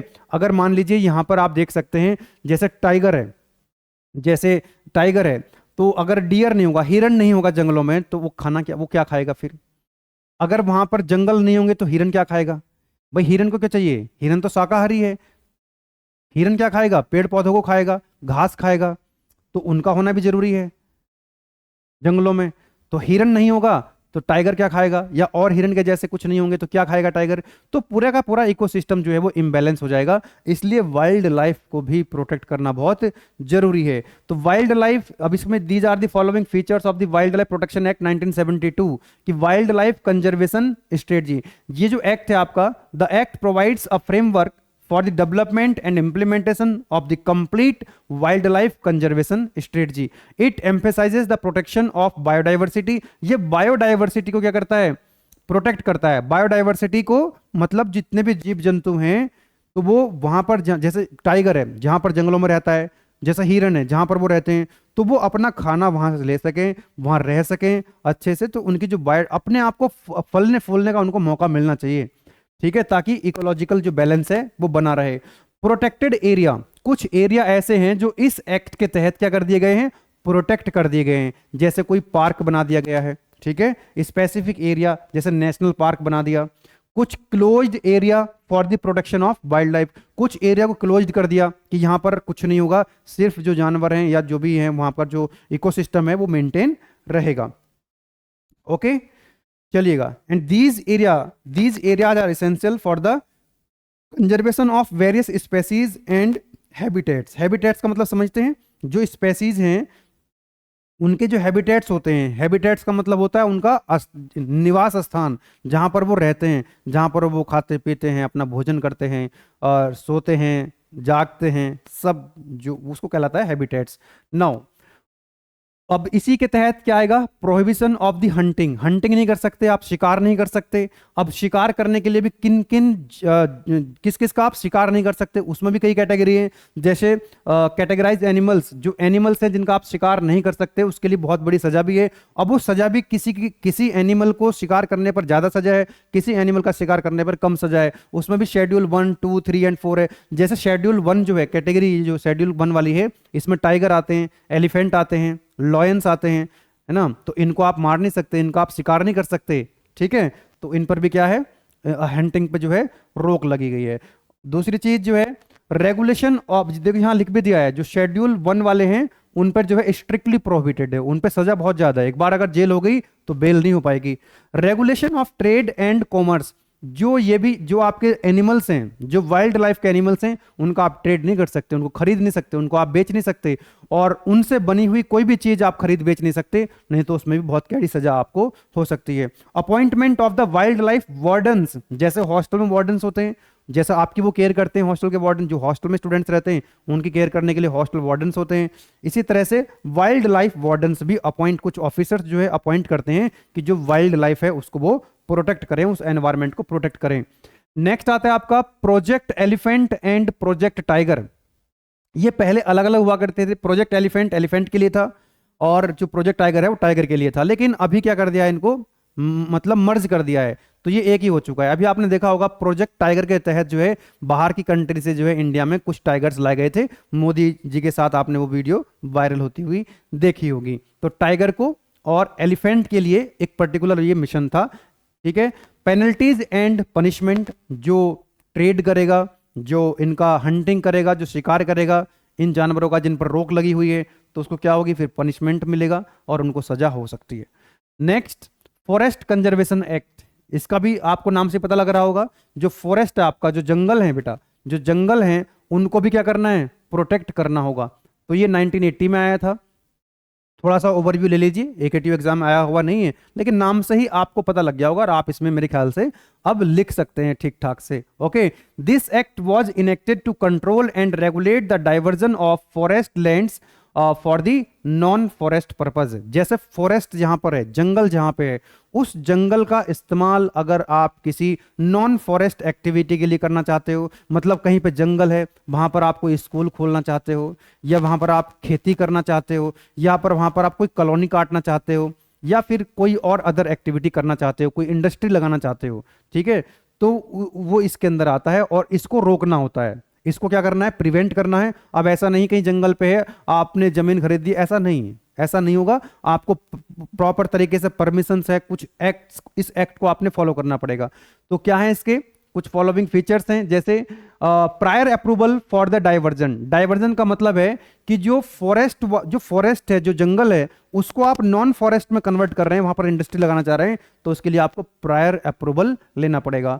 Role of the central government, इसमें सेंट्रल गवर्नमेंट का जो है बहुत ज्यादा रोल रहता है, हालांकि स्टेट गवर्नमेंट का भी रोल रहता है, कि जैसे फॉर एग्जांपल कोई इंडस्ट्री किसी को लगानी है तो वो स्टेट गवर्नमेंट के नॉलेज में रहना चाहिए। तो स्टेट गवर्नमेंट क्या करेगा, स्टेट गवर्नमेंट की जिम्मेदारी ये है कि उस प्रपोजल को वो देखे, उसको सुने, उसको पढ़े, उसको समझे क्या सही है क्या गलत है, और वो फिर जो सेंट्रल गवर्नमेंट को आगे फॉरवर्ड करे। तो जो स्टेट गवर्नमेंट है, इसको अप्रूवल तो सेंट्रल गवर्नमेंट ही देगी, लेकिन स्टेट गवर्नमेंट इसमें मतलब बीच में रोल प्ले करती है, मीडिएटर का। नेक्स्ट आता है आपका कंपनसेटरी एफॉरेस्ट्रेशन। मतलब ये हुआ कि अगर मान लीजिए कहीं पर आपको इंडस्ट्री लगानी है, कुछ पर्टिकुलर एरिया आपने डिसाइड किया जो कि फॉरेस्ट है, वहां पे जंगल है, तो क्या करना पड़ेगा आपको एक ऐसा जगह देखनी पड़ेगी जहां पर जंगल नहीं है, ऐसी बंजर भूमि है मान लो, तो वहां पर आपको एफॉरेस्ट्रेशन करना पड़ेगा। ठीक है, आप इतने जंगल को अगर कम कर रहे हो तो इतना जंगल को आपको बनाना पड़ेगा, पैदा करना पड़ेगा उसको कंपनसेट करने के लिए। ऐसा भी इसके अंदर प्रोविजन है। मान लीजिए, क्योंकि डेवलपमेंट भी तो करना है ना, डेवलपमेंट भी करना है, लेकिन सस्टेनेबल डेवलपमेंट करना है। अगर किसी जंगल में आपने कोई एक्टिविटी करनी है, जंगल खत्म करके कुछ करना चाहते हो, तो उतना जंगल आप बनाओ ताकि वो एक बैलेंस बना रहे। जैसे आजकल जो है जंगलों में से क्या निकाल दिया जाता है, हाईवे निकाल दिया जाता है, रोड निकाल दी जाती है। ठीक है, तो अगर हाईवे आप निकाल रहे हो तो जितनी जगह हाईवे की वजह से, जितना जंगल हाईवे की वजह से कम हो गया है, उतना जंगल कहीं आसपास में बनाना पड़ेगा। रोल ऑफ स्टेट गवर्नमेंट का रोल यही है कि भाई कोई इंडस्ट्री लगाना चाहता है, कोई हाईवे उस स्टेट से कोई हाईवे निकल रहा है, तो वहां से जो है उस प्रपोजल को वो सेंट्रल गवर्नमेंट तक पहुंचाए। नहीं, अगर इसका कोई वायलेशन होगा तो क्या होगा, पेनल्टी यहां भी होगी, वायलेशन यहां पर भी होगा। तो आपने इन सभी लॉ में एक चीज तो देखी होगी, देखो, conservation of ecological sensitive area. कुछ ऐसे सेंसिटिव एरिया होते हैं, कुछ ऐसी जगह होती हैं जो बहुत ज़्यादा सेंसिटिव हैं, उस पर तो बिल्कुल ज़्यादा निगाह रखी जाती है कि यहाँ पर कोई एक्टिविटी, उसके अलावा जैसे कोई तालाब है, तो अगर उस तालाब खत्म कर दोगे तो वहाँ पर जो तालाब के अंदर जैसे मछलियाँ हैं या कुछ और छोटे मोटे जीव जंतु तालाब के अंदर जो रहते हैं, वो सब क्या हो जाएंगे, खत्म हो जाएंगे। ठीक है ना। अल्टीमेटली जितने भी लॉ मैंने आपको बताए हैं, इन सभी के अंदर आपको एक चीज समझ में आ गई होगी कि एक ही जैसी चीजें हैं, करना यही है आपको। कोई जब एक्ट बनेगा तो उसमें जो मेंबर्स हैं, जो ऑफिसर्स हैं, उनको अपॉइंट करा जाएगा, जो पॉलिसी हैं जो बनाई जाएंगी उसको इम्प्लीमेंट करा जाएगा। इम्प्लीमेंट अगर करा जाएगा तो लोग उसको फॉलो करें, अगर लोग फॉलो नहीं करेंगे, फॉलो करते कहाँ हैं, सब लोग हेलमेट कहाँ लगाते हैं, सब लोग सीट बेल्ट कहाँ लगाते हैं, नियम तो है। तो उसके लिए क्या करना पड़ेगा, उसके लिए पनिशमेंट है, उसके लिए फाइन की व्यवस्था है, उसके लिए कारावास की व्यवस्था है। ठीक है, वो जिस तरह का, जिस लेवल का भी वो क्राइम होगा उस तरह से सजा मिलेगी। ओके, नाउ उसके बाद ये सब करने के लिए क्या चाहिए होगा, फंड चाहिए होगा, तो फंड की व्यवस्था भी सभी में चाहिए होती है। अब आता है next topic, again a very important, the non governmental organization, that is short form जिसकी क्या है बेटा, एनजीओ है। एनजीओ का मतलब होता है नॉन गवर्नमेंटल ऑर्गेनाइजेशन, राइट। तो ये जो टर्म है NGO stands for the non governmental organization. ये प्राइवेट होते हैं, नॉन प्रॉफिटेबल ऑर्गेनाइजेशन होते हैं, ये प्रॉफिट के लिए काम नहीं करते हैं, they are not work for to make the money, money के लिए काम नहीं करते हैं, हालांकि इनको इनडायरेक्टली फायदा होता है कई बार। Sorry, that operate independently under the government control, हालांकि गवर्नमेंट का कंट्रोल रहता है, गवर्नमेंट पर डिपेंड नहीं करते, इंडिपेंडेंटली ऑपरेट होते हैं, लेकिन रजिस्ट्रेशन वगैरह इनके भी होते हैं, जो गवर्नमेंट की वेबसाइट से वहां पर रजिस्ट्रेशन एनजीओ को भी कर सकते हैं। And they are often driven by a mission to address the social, address cultural जो इशूज हैं उनको एड्रेस करते हैं, एनवायरमेंटल इशूज को एड्रेस करते हैं, ह्यूमैनिटेरियन के लिए जो इशूज हैं उनको भी क्या करते हैं, एड्रेस करते हैं। तो ये जो एनजीओ हैं ये अलग अलग तरह की फॉर्म ले सकते हैं, जैसे NGO can take the various forms including the community based, ये कम्युनिटी बेस्ड भी एनजीओ हो सकते हैं। जैसे फॉर एग्जांपल विकलांग हैं, तो ऐसा एनजीओ किसी ने बनाया कि जो विकलांगों के लिए क्या करता है, एक कम्युनिटी है विकलांग की, तो विकलांग के लिए, दिव्यांग के लिए क्या करेगा वो, उसको मतलब उनको सपोर्ट करेगा। किसी ने बोला कि नहीं हम ऐसा एनजीओ बनाते हैं कि हम जो महिलाएं हैं, महिला सशक्तिकरण के लिए, वुमेन एम्पावर के लिए हम काम करेंगे, तो वो भी एनजीओ हो सकता है, तो वो एक कम्युनिटी होगी। किसी ने बोला कि जो लोग भूखे हैं, जिनको खाना नहीं मिलता है, रोड पर सोते हैं, उनके लिए रहने की व्यवस्था नहीं है, खाने की व्यवस्था नहीं है, तो ऐसे भी एनजीओ आपको मिलेंगे। ऐसे भी एनजीओ मिलेंगे कि आपको एक हीलिंग हिमालय, मोदी जी ने भी उसका जिक्र किया था, एक है हिमाचल में है शायद, तो वो एक एनजीओ है जो क्या करता है, हीलिंग हिमालय के नाम से है।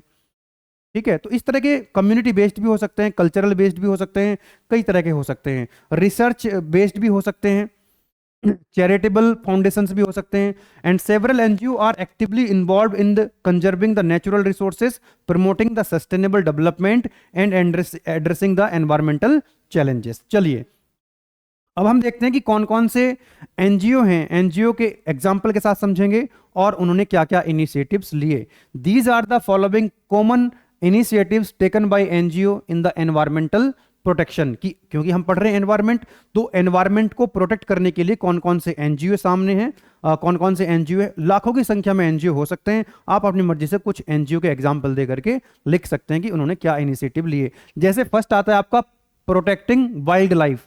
जैसे एक एग्जांपल आप ले सकते हैं world Wildlife Fund, WWF।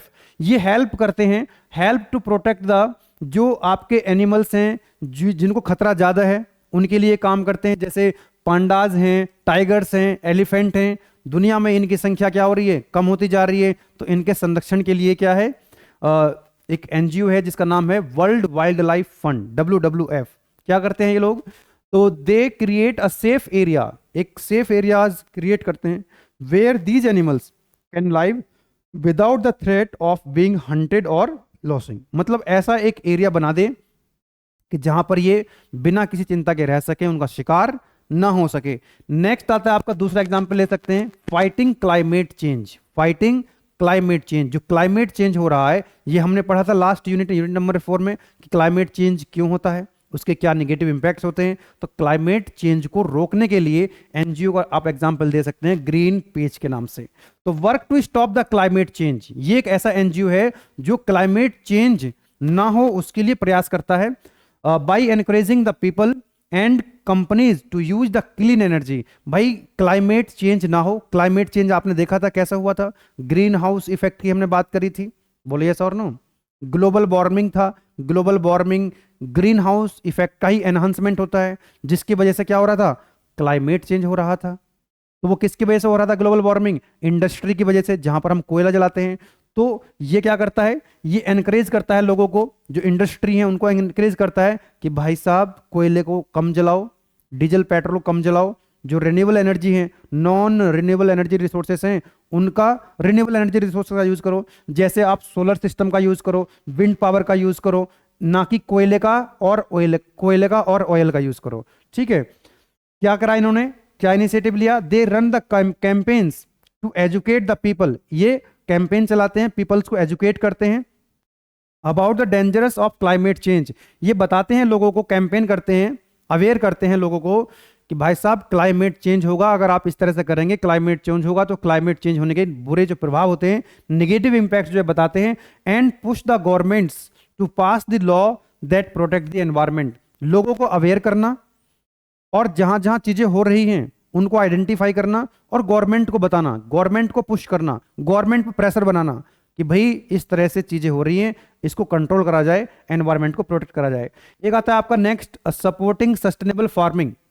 तो इसका एग्जांपल आप दे सकते हैं द नेचर कंजर्वेंसी। क्या करते हैं, ये हेल्प करते हैं फार्मर्स को, किसानों की हेल्प करते हैं टू ग्रो द क्रॉप्स, कि वो अपनी फसलों को ग्रो करें in ways that don't harm the environment. इस तरह से किसानों को बताते हैं, किसानों को जागरूक करते हैं, उनको एनकरेज करते हैं कि खेती बाड़ी को इस तरह से करना है कि वो एनवायरमेंट को नुकसान ना करे। जैसे क्या करते हैं, इसमें क्या इनिशिएटिव लिया कि दे टीच द फार्मर्स, वो फार्मर को समझाते हैं, उनको पढ़ाते हैं, उनको समझाते हैं how to use water efficiently, water को कैसे एफिशिएंटली यूज करना है कि वाटर वेस्ट ना हो ज्यादा। And keep the soil healthy, उनकी जो सॉइल है जिसमें फसल पैदा कर रहे हैं वो सॉइल जो है वो हेल्दी रहे और वो फर्टिलिटी उसकी बनी रहे, आने वाले टाइम में बंजर ना बन जाए। So they can grow food without damaging the earth, earth को बिना डैमेज करे, अर्थ को बिना नुकसान पहुंचाए, वो किस तरह से अपनी खेती को कर सकते हैं, तो उस तरह से ये इनिशिएटिव लेते हैं। नेक्स्ट आता है आपका टीचिंग अबाउट द एनवायरमेंट। अब जो एनवायरनमेंट के प्रति टीचिंग करना, चीज़ों को लोगों को समझाना, तो इसका एग्जाम्पल आप दे सकते हैं अर्थ वॉच। ये ऑर्गेनाइज ट्रिप्स, ये क्या करते हैं, ट्रिप्स को ऑर्गेनाइज करते हैं where people can learn about the nature and helps with a scientific research. Scientific research के माध्यम से लोगों को अवेयर किया जाता है। क्या इनिशिएटिव लिया इन्होंने, दे इन्वॉल्व वॉलंटियर्स को ये इन्वॉल्व करते हैं in activities like tracking the wildlife और studying the effects of climate change. Volunteers रहते हैं, मतलब उनको इन्वॉल्व करते हैं, वो स्टडी करते हैं किसकी, क्लाइमेट चेंज होने के क्या इफेक्ट आ रहे हैं।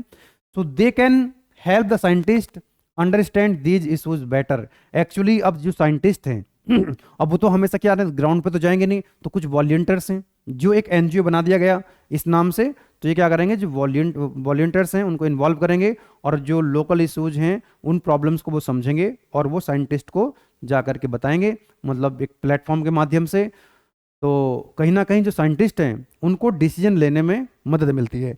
नेक्स्ट आप एग्जाम्पल ले सकते हैं इंडिया का भी, क्लीनिंग अप द, अभी बाद में आएगा वो, क्लीनिंग अप द पॉल्यूशन को क्लीन करने के लिए एक एनजीओ का नाम आप लिख सकते हैं, ओशियन कंजर्वेंसी।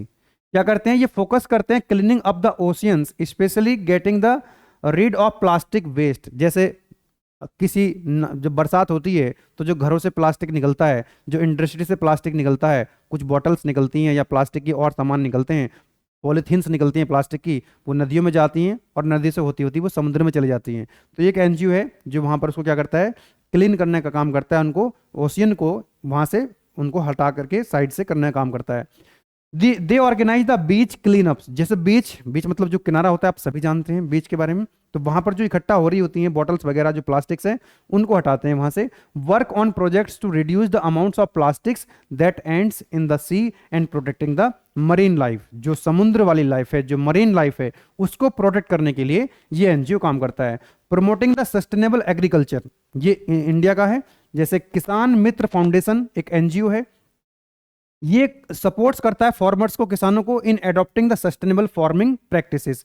ऐसी तरह से आप फार्मिंग करें, इस तरह से खेती करें कि आने वाले टाइम में ऐसा ना हो कि जो जिस सॉइल में, जिस मिट्टी में आप खेती कर रहे हो वो बंजर हो जाए, ठीक है, वो हेल्दी रहे।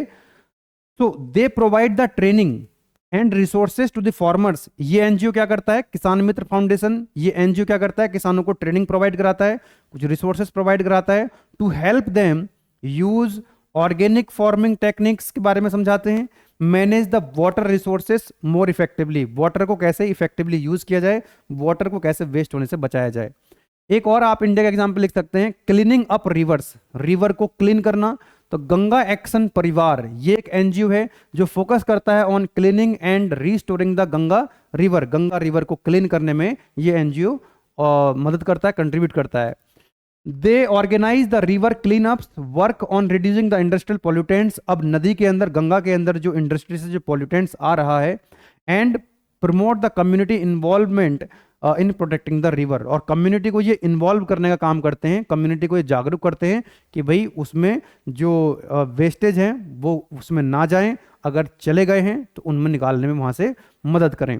Y NGO are important, NGO क्यों इंपॉर्टेंट है, यू नो, तो NGO are crucial because they help address the environmental challenges that are sometimes too big for the government to take alone. भाई सारे काम अगर गवर्नमेंट करेगी तो दैट इज नॉट पॉसिबल। तो ये हर किसी की जिम्मेदारी है, किसी की कम जिम्मेदारी बनती है, किसी की ज़्यादा जिम्मेदारी बनती है।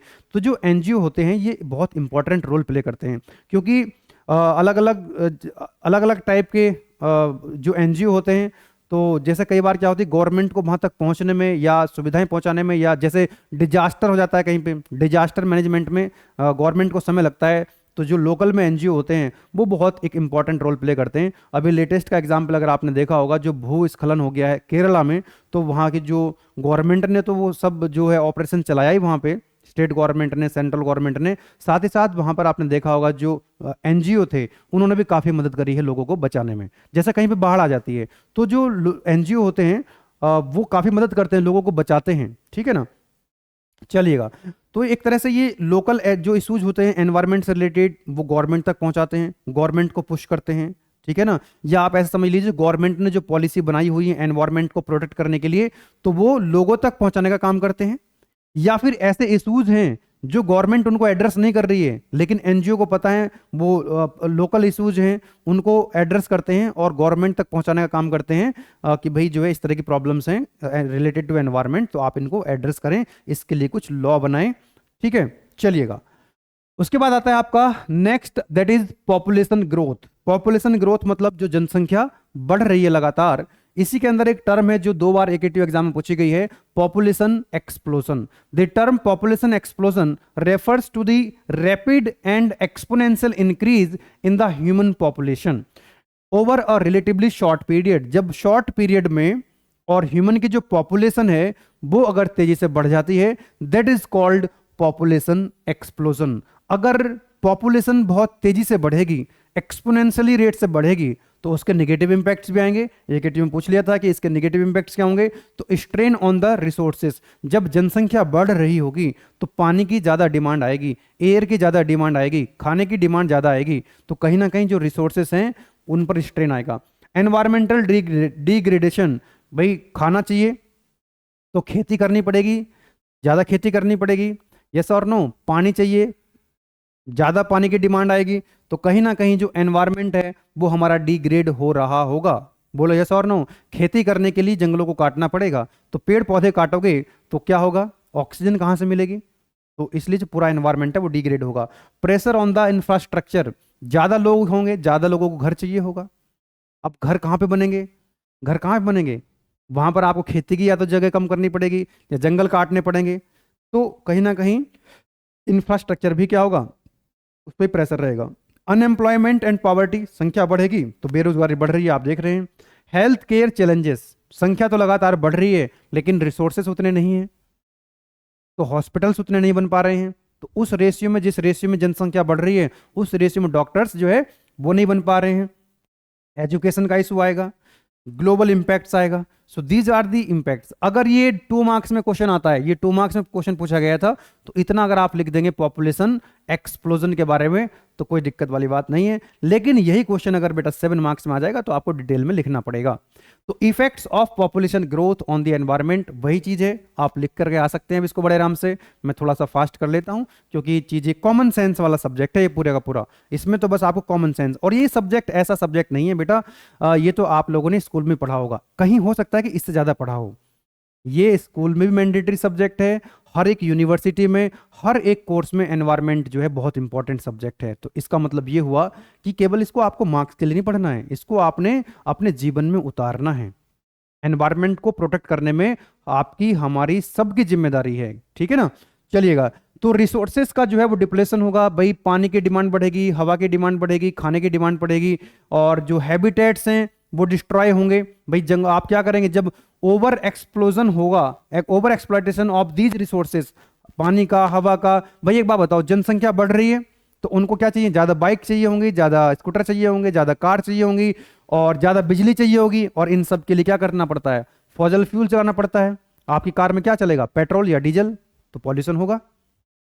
अगर आप इलेक्ट्रिक व्हीकल्स की बात करें तो इलेक्ट्रिक व्हीकल्स में आपको इलेक्ट्रिसिटी चाहिए, इलेक्ट्रिसिटी जहां से बन के आ रही है वहां कोयला जल रहा है, तो कोयला जलेगा तो फिर पॉल्यूशन होगा।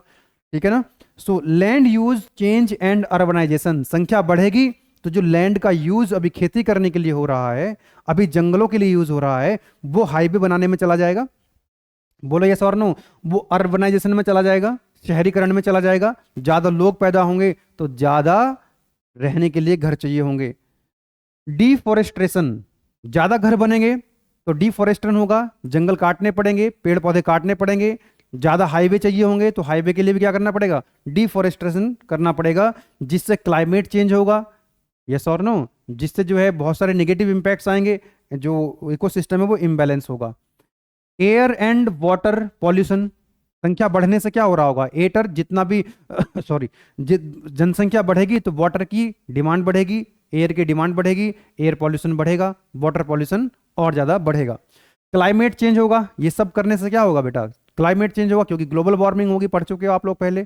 ग्लोबल वार्मिंग होगा, ग्रीन हाउस इफेक्ट होगा, जिसकी वजह से क्या होगा, क्लाइमेट चेंज होगा।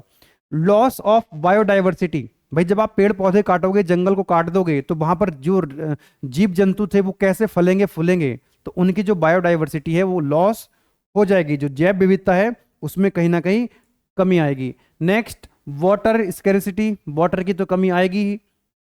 लैंड डिग्रेडेशन, एनर्जी कंजम्पशन क्या होगा, बढ़ जाएगा। Social and economic impacts, high population growth can strain social and economic system leading to challenges such as the poverty, गरीबी जो है वो बढ़ेगी अगर ज़्यादा पॉपुलेशन बढ़ेगी। जो कि मैंने आपको यहाँ पर बताया था ना बेटा, ये जो पॉइंट्स हैं इन्हीं को इलेबोरेट करने का प्रयास किया गया है। 2 मार्क्स के हिसाब से कम लिखते हैं और 7 मार्क्स के हिसाब से आप ज़्यादा लिखते हैं। Next topic is again a very very important, environmental education, जो कि 2023-24 में भी आया, 22-23 में ऑड और इवन सेम दोनों में आ चुका है। एनवायरमेंटल एजुकेशन बहुत ही ज़्यादा इंपॉर्टेंट टॉपिक है। मैं तो कह रहा हूँ कि टॉपिक ही गिने चुने हैं तो सारी टॉपिक्स एग्जाम में पूछे जाते हैं। Environmental education is the process of teaching and learning about the natural environment and human impacts on it. क्या है आपका environmental education? Environmental education teaching और लर्निंग, एक टीचिंग लर्निंग का एक प्रोसेस है। ठीक है, आपको सीखना है, लर्निंग करनी है और फिर लोगों को सिखाना है एनवायरमेंट के प्रति। It aims to develop understanding of the environment, environment की एक अंडरस्टैंडिंग आपको होनी चाहिए, इसके फंक्शंस किस तरह से होते हैं, and interconnection between the various natural and human system, जो हमारा एक नेचुरल सिस्टम है और जो ह्यूमन सिस्टम है आपस में एक इंटरेक्शन बने, तो वो कैसे आ सकता है? एजुकेशन एक बहुत ही इंपॉर्टेंट टूल है। और आप लोगों की जिम्मेदारी, बहुत सारे कोर्सेज होते हैं ना, बीएससी है, बीए है, बहुत सारे कोर्सेज, उनमें से एक बीटेक भी है। तो बीटेक वालों की जिम्मेदारी नहीं लगता कि आपको ज़्यादा, क्योंकि बाकी बीए और बीएससी कंपैरिजन में आप ये तो मानते होंगे कि आप ज़्यादा टेक्नोलॉजी का यूज़ कर सकते हैं, और एनवायरनमेंट की जानकारी अगर आपको है तो आप टेक्नोलॉजी का यूज़ करके उसको ज़्यादा दूर तक पहुँचा सकते हैं अपनी बात को। यूट्यूब का इस्तेमाल कर सकते हैं, इंस्टाग्राम का इस्तेमाल कर सकते हैं, सोशल प्लेटफॉर्म है। मैं देखता हूँ बहुत सारे स्टूडेंट्स जो है स्टेटस लगाते रहते हैं कि वो अपने एरिया में और कई तरह से जो है वो कैंपेन वगैरह चलाते रहते हैं। ठीक है ना, चलिए, तो आपकी जिम्मेदारी ज़्यादा बनती है।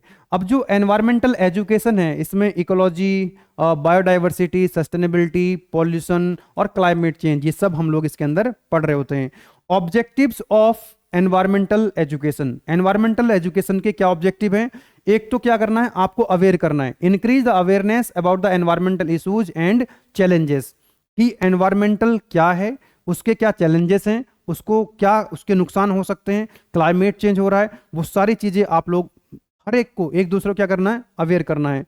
Knowledge, provide the knowledge about the environment and related problems. Attitude, environment के प्रति आपका जो एटीट्यूड है वो सही एटीट्यूड होना चाहिए, आपको मोटिवेट रहना है और औरों को भी मोटिवेट करना है, ताकि जो एनवायरमेंट है उसकी क्वालिटी इंप्रूव हो सके। स्किल, एजुकेशन के माध्यम से क्या हो सकती है कि भाई स्किल डेवलपमेंट करनी है, develop the skills to identify and address the environmental problems. Skill develop करें कि जो एनवायरमेंटल इश्यूज हैं उनको आइडेंटिफाई करने के स्किल डेवलप करें और उन प्रॉब्लम्स को एड्रेस करें। Participation, encourage the active participation in environmental protection and improvement activities, जो भी एनवायरमेंट को प्रोटेक्ट करने के लिए एक्टिविटीज हैं जो तो उसमें क्या करें, पार्टिसिपेट करने के लिए मोटिवेट करें। तो ये एनवायरमेंटल एजुकेशन के अंदर ये सारी चीजें आती हैं। ठीक है, आगे देखते हैं। तो how environmental education can protect the environment, ये एनवायरमेंट को कैसे प्रोटेक्ट करती है, 1 बाय 1 देख लेते हैं। Heading, promoting the sustainable practice. तो अगर एजुकेशन रहेगी तो क्या है, अगर हम एनवायरमेंट के प्रति जागरूक रहेंगे तो promoting sustainable practices, educates individuals and communities, individual को एजुकेट करें एनवायरमेंट के प्रति, कम्युनिटी को क्या करें, प्रमोट एजुकेट करें ऑन सस्टेनेबल लिविंग प्रैक्टिसेस। बताएं उनको कि भाई सस्टेनेबल का मतलब क्या होता है, कि आज की जनरेशन जो पानी मिल रहा है, जो हवा मिल रही है, जो खाना मिल रहा है, आने वाली जनरेशन को मिलता रहे, इस तरह से हम लोगों को एनवायरमेंट को प्रोटेक्ट करना है। ठीक है, such as reducing the waste, recycle. भाई अगर एजुकेट रहेंगे सब लोग, मतलब एनवायरनमेंट के प्रति अगर एजुकेट रहेंगे तो चीज़ों को कैसे हम रिसाइकिल कर सकते हैं, कैसे हम वाटर को कंजर्व कर सकते हैं, कैसे हम एनर्जी को एफिशिएंटली यूज़ कर सकते हैं और कौन सी एनर्जी को हमको यूज़ करना चाहिए। तो एजुकेशन जो है इसमें एक इंपॉर्टेंट रोल प्ले करती है। Encourage the adoption of renewable energy sources, हमको एजुकेशन के माध्यम से क्या करना है, लोगों को एनकरेज करना है कि वो रिन्यूएबल एनर्जी का यूज करें एंड सस्टेनेबल एग्रीकल्चर प्रैक्टिस करें। ठीक है, एग्रीकल्चर भी हमको ऑर्गेनिक एग्रीकल्चर, ऑर्गेनिक खेती करें हम। ठीक है, आने वाली जो जनरेशन है वो भी ताकि उस जमीन पे खेती कर पाए। पता लगा आपने उसमें इतना यूरिया डाल दिया, इतनी फर्टिलाइजर्स उसके अंदर डाल दिए कि वो जो है भूमि, आपने तो बहुत ज़्यादा उसमें से अनाज पैदा कर लिया, बहुत ज़्यादा उसमें चीज़ें निकाल ली, पैदा कर ली, खेती कर ली, लेकिन आने वाली जनरेशन के लिए वो खराब हो गई। नेक्स्ट आता है आपका influencing the policy and decision making. Inform the citizens are more likely to advocate for environmental policies and regulations. मतलब कहने का ये है, बात हो रही है एजुकेशन की, तो जो एजुकेटेड लोग होंगे तो वो क्या कर सकते हैं, जो गवर्नमेंट की पॉलिसी हैं वो ज़्यादा लोगों को बता सकते हैं और अच्छे से बता सकते हैं। भाई एक जो पढ़ा लिखा व्यक्ति नहीं है और एक जो पढ़ा लिखा व्यक्ति है, तो आप दोनों में कंपेयर कर सकते हैं। ठीक है, help to shape the public opinion and influence the policy maker to enact and enforce laws that protect the environment. Enhancing the scientific understanding, भाई प्रोवाइड्स द साइंटिफिक बेसिस। ये जो एनवायरमेंटल एजुकेशन है क्या प्रोवाइड करा रही है, scientific basis for the understanding environmental process and issues. Encourage the research and innovation environment science and technology. अगर हम एनवायरमेंट के प्रति अगर हम एनवायरमेंटल एजुकेशन की बात करें तो कहीं ना कहीं हम साइंटिफिक ज़्यादा बातें करेंगे, और जो हमारे इश्यूज हैं, जो लोकल इश्यूज हैं, जो प्रॉब्लम्स हैं रिलेटेड टू एनवायरनमेंट, हम साइंटिफिक मेथड का यूज करके उन प्रॉब्लम्स को एड्रेस कर सकते हैं। ठीक है, आगे बढ़ते हैं। Building community resilience, educate the community on how to adopt and mitigate the impacts of climate change. मतलब एनवायरमेंटल एजुकेशन के माध्यम से हम क्या करेंगे, जो कम्युनिटी है उनको समझा सकते हैं, उनको बता सकते हैं कि जो क्लाइमेट चेंज है, क्लाइमेट चेंज क्या है, उसके क्या नेगेटिव इंपैक्ट होते हैं, अगर क्लाइमेट चेंज हो जाता है तो उसके क्या उपाय हो सकते हैं, हम कैसे क्लाइमेट चेंज के प्रभाव से बच सकते हैं। Promotes the community based environmental monitoring and conservation projects, supporting conservation efforts, raise the awareness about the importance of biodiversity. Biodiversity के बारे में लोगों को बताना, एजुकेशन के माध्यम से उनको बताना है कि बायोडाइवर्सिटी जो है, अगर what is the importance of biodiversity, biodiversity अगर कम होगी तो कितना नुकसान हो सकता है। मैं भाई कई बार बता चुका हूं, बायोडाइवर्सिटी का मतलब है जितने भी जीव जंतु हैं वो, जैसे जैसे वाटर बॉडी है, कोई तालाब है, तो तालाब में रहने वाले जो जीव जंतु हैं वो उनका क्या है, हैबिटेट है, तो वो तालाब को खराब ना करें, क्योंकि अगर तालाब को खराब करेंगे तो उनका हैबिटेट खराब हो जाएगा और वो जो उसके अंदर जीव जंतु रहने वाले हैं वो फलेंगे फूलेंगे नहीं अच्छे से। ठीक है, and need to protect the, कुछ स्पेसीज ऐसी होती हैं, कुछ स्पेसीज ऐसी होती हैं, है ना, जो संकट में हैं, मतलब वो खत्म होने के कगार पे हैं। आप देख सकते हैं कि अब से अगर आपको ध्यान हो तो पहले गांव में, मुझे तो ध्यान है, गांव में पहले पेड़ मिलते थे, खजूर के पेड़, उसमें घोंसले मिलते थे, आजकल सब खत्म होने लग रहे हैं। तो आप थोड़ा सा अगर 1 मिनट निकाल करके वीडियो को पॉज करके देखें तो आपका गांव पहले कैसा था, आज कैसा हो चुका है। पहले गांव में कौवे वगैरह, हाउस क्रो कितने आते थे, अब नहीं आते हैं। तो बहुत ज़्यादा चेंजेस जो है, बहुत ड्रास्टिकली चेंजेस देखने को मिल रहे हैं। तो उन सब की जो इंपॉर्टेंस है वो हमको समझनी पड़ेगी और समझानी पड़ेगी। वो सब किसके अंदर आ गया, आपके एनवायरमेंटल एजुकेशन के अंदर। एनकरेज पार्टिसिपेशंस इन कंजर्वेशन प्रोग्राम्स, हमको क्या करना है, एजुकेशन के माध्यम से, एनवायरमेंटल एजुकेशन के माध्यम से लोगों को एनकरेज करना है कि भाई वो जो कंजर्वेशन, जैसे वृक्षारोपण है, फॉरेस्ट्रेशन है, उसमें पार्टिसिपेट करें, पेड़ पौधे लगाएं, एक दूसरे को जागरूक करें। रिड्यूसिंग द पॉल्यूशन, पॉल्यूशन को रिड्यूस करें। Educate people about the sources and effects the pollution, जो एजुकेशन, अगर एनवायरमेंटल एजुकेशन सभी के पास होगी, एनवायरमेंट के प्रति जागरूक सभी लोग होंगे, तो कहीं ना कहीं वो पॉल्यूशन कंट्रोल में भी मदद करते हैं। Promote the behaviour that reduce the pollution and such as minimising the use of plastics, plastic का कम से कम यूज करें। Proper disposal of the hazardous materials, जो हजार्डस मटेरियल्स हैं उनको प्रॉपर तरीके से डिस्पोज करें, ऐसा नहीं कि कहीं भी फेंक दिया, या घर से जो पॉलीथीन वगैरह निकले, प्लास्टिक निकला, उसको जला दिया, ठीक है ना, उस तरह की एक्टिविटी नहीं करनी है। और ये कब करेंगे, जो एनवायरमेंट के बारे में जो जानते होंगे वो इस चीज़ का ध्यान रखेंगे। तो इसलिए एनवायरमेंटल एजुकेशन के माध्यम से हमको इन सब चीज़ों का ध्यान रखना है।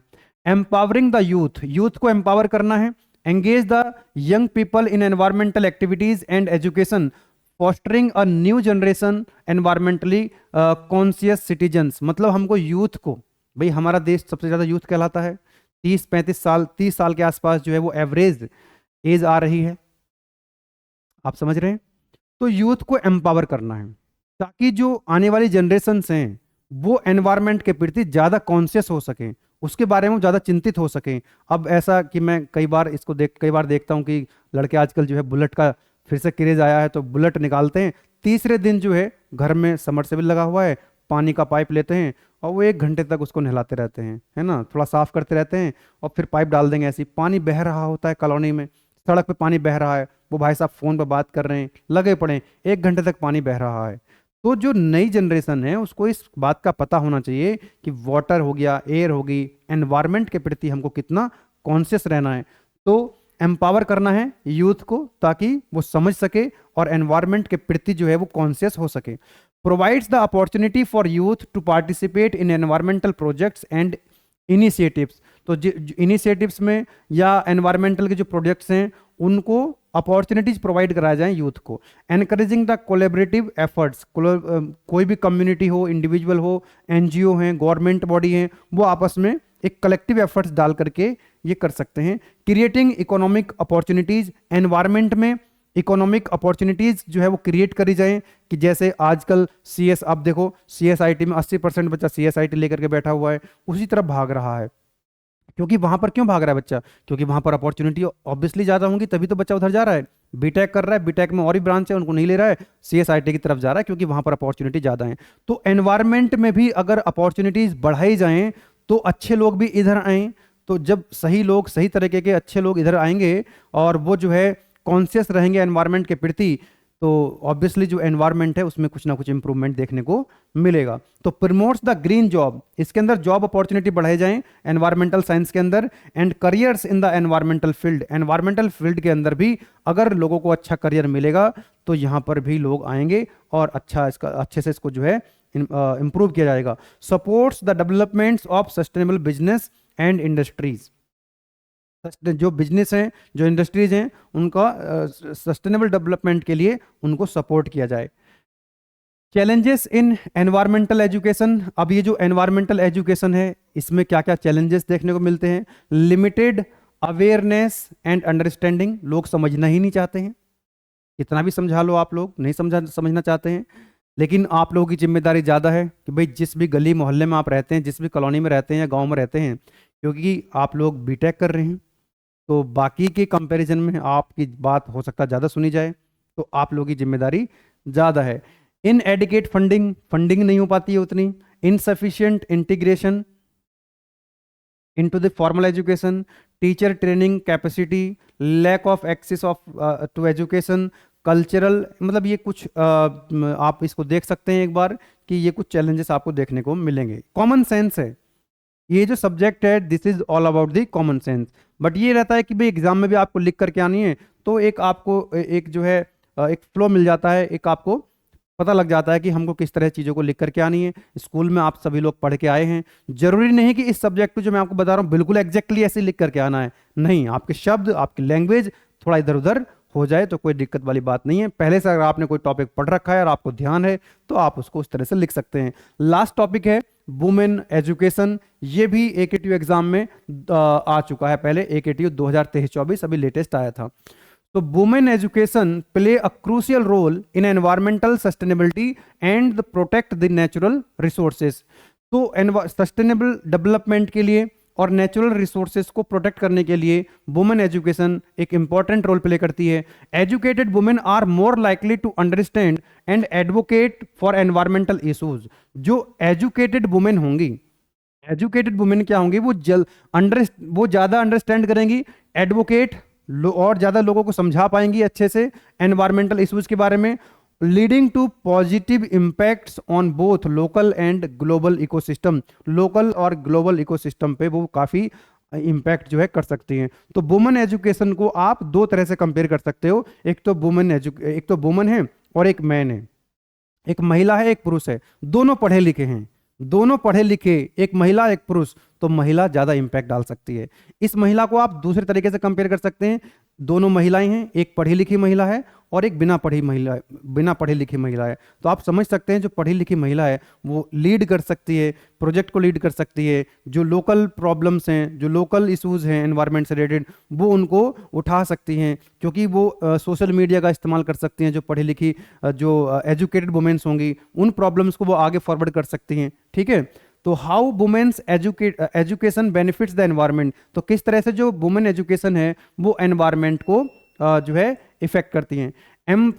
Empowerment and leadership, educated women are more likely to take on leadership roles in environmental conservation and advocacy. They can influence the community decision regarding the use of natural resources and implementation of the sustainable practice। भाई जो community है जहां वो रह रही होंगी, तो वो कम्युनिटी को इन्फ्लुएंस कर सकती हैं, उनको वो समझा सकती हैं कि किस तरह से आपको नेचुरल रिसोर्सेज का यूज करना है और किस तरह से आपको वो सस्टेनेबल डेवलपमेंट के लिए प्रैक्टिस करनी है। सस्टेनेबल रिसोर्सेज मैनेजमेंट, जो एजुकेटेड वुमेन होंगी पर्टिकुलरली इन रूरल एरियाज की अगर हम बात करें, are often primary managers of household. भाई हाउस के अंदर कौन मैनेजर्स होता है? वुमेन होती है। तो वो जैसे वाटर हो गया, फ्यूल हो गया, फूड हो गया, उसको कैसे जो है बेहतर तरीके से इस्तेमाल कर सकती हैं, ज़्यादा वेस्ट ना हो चीज़ें। राइट, चलिएगा नेक्स्ट आपका आता है population growth and environmental impacts. अगर पढ़ी लिखी महिला है, एजुकेटेड वुमेन है, तो वो क्या कर सकती है? फैमिली प्लानिंग अच्छे से कर सकती है। आप देख सकते हैं कि जिस कम्युनिटी में जो एजुकेशन है वुमेन्स के अंदर वो कम है, तो वहां पर जनसंख्या ज्यादा है, बच्चों की संख्या उनकी क्या होगी? ज्यादा होगी। और जहां पर कि जिस कम्युनिटी के अंदर वुमेन एजुकेशन होगी, वुमेन्स ज्यादा पढ़ी लिखी होंगी, तो वो फैमिली प्लानिंग को अच्छे से कर पाती हैं। आप लोग ये सब जानते हैं। ठीक है, कुछ कम्युनिटी ऐसी होंगी आप देख सकते हैं जहां पर बच्चों की संख्या ज्यादा हो सकती है, तो वहां पर भी जो एक एजुकेशन है, वुमेन एजुकेशन, एक इंपॉर्टेंट रोल प्ले करती है। तो lower fertility rates contributes to reduce the population pressure on the natural resources. तो जो एजुकेटेड वुमेन्स होंगी, अच्छे से प्लानिंग करेंगी, फर्टिलिटी रेट कम होगा, बच्चों की संख्या कम होगी, तो कहीं ना कहीं जो नेचुरल रिसोर्सेज हैं उन पर जो प्रेशर है वो कम आएगा, मतलब जो पॉपुलेशन एक्सप्लोजन है वो नहीं होगा, which is crucial for environmental sustainability. Climate change resilience, actually जो क्लाइमेट चेंज, मैंने बताया आपको पहले भी कि क्लाइमेट चेंज होने के क्या नुकसान होते हैं। तो क्लाइमेट चेंज होने के जो प्रभाव हैं, जो इंपैक्ट है क्लाइमेट चेंज होने के, तो एजुकेटेड वुमेन क्या कर सकती हैं? उनको पता होगा चीज़ों के बारे में, एनवायरनमेंट के बारे में उनको अगर पता होगा, तो उनके जो प्रभाव हो रहे हैं क्लाइमेट चेंज के, उनसे वो कैसे बच सकती हैं।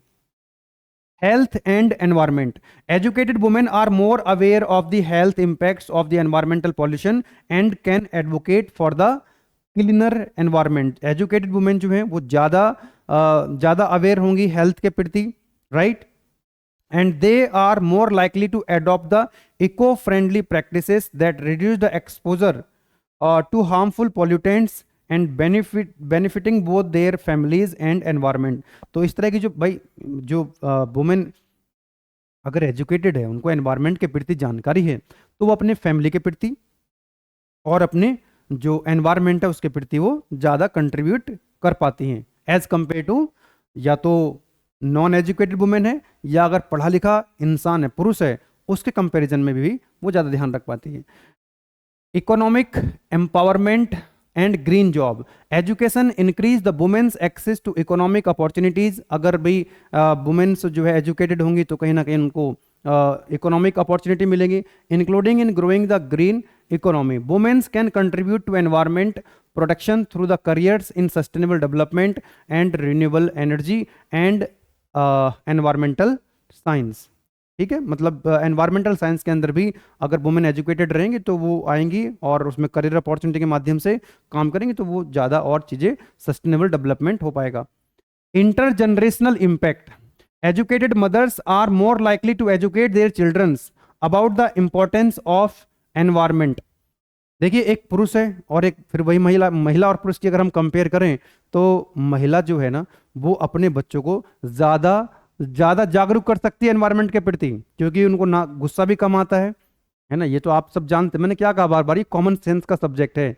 महिला कहते हैं ना कि एक लड़की अगर पढ़ ली तो उसकी कई जनरेशन पढ़ ली, एक लड़का अगर पढ़ लिया तो वो बस खुद पढ़ लिया है। लड़का अगर पढ़ रहा है, एजुकेटेड हो रहा है, इसका मतलब वो बस खुद एजुकेट हुआ है। लड़की अगर एजुकेट हुई है तो उसने कम से कम दो फैमिली को तो एजुकेट कर दिया है, जहां से आई है और जहां जाएगी, दोनों को जो है वो उसका इम्पैक्ट दिखाई देगा।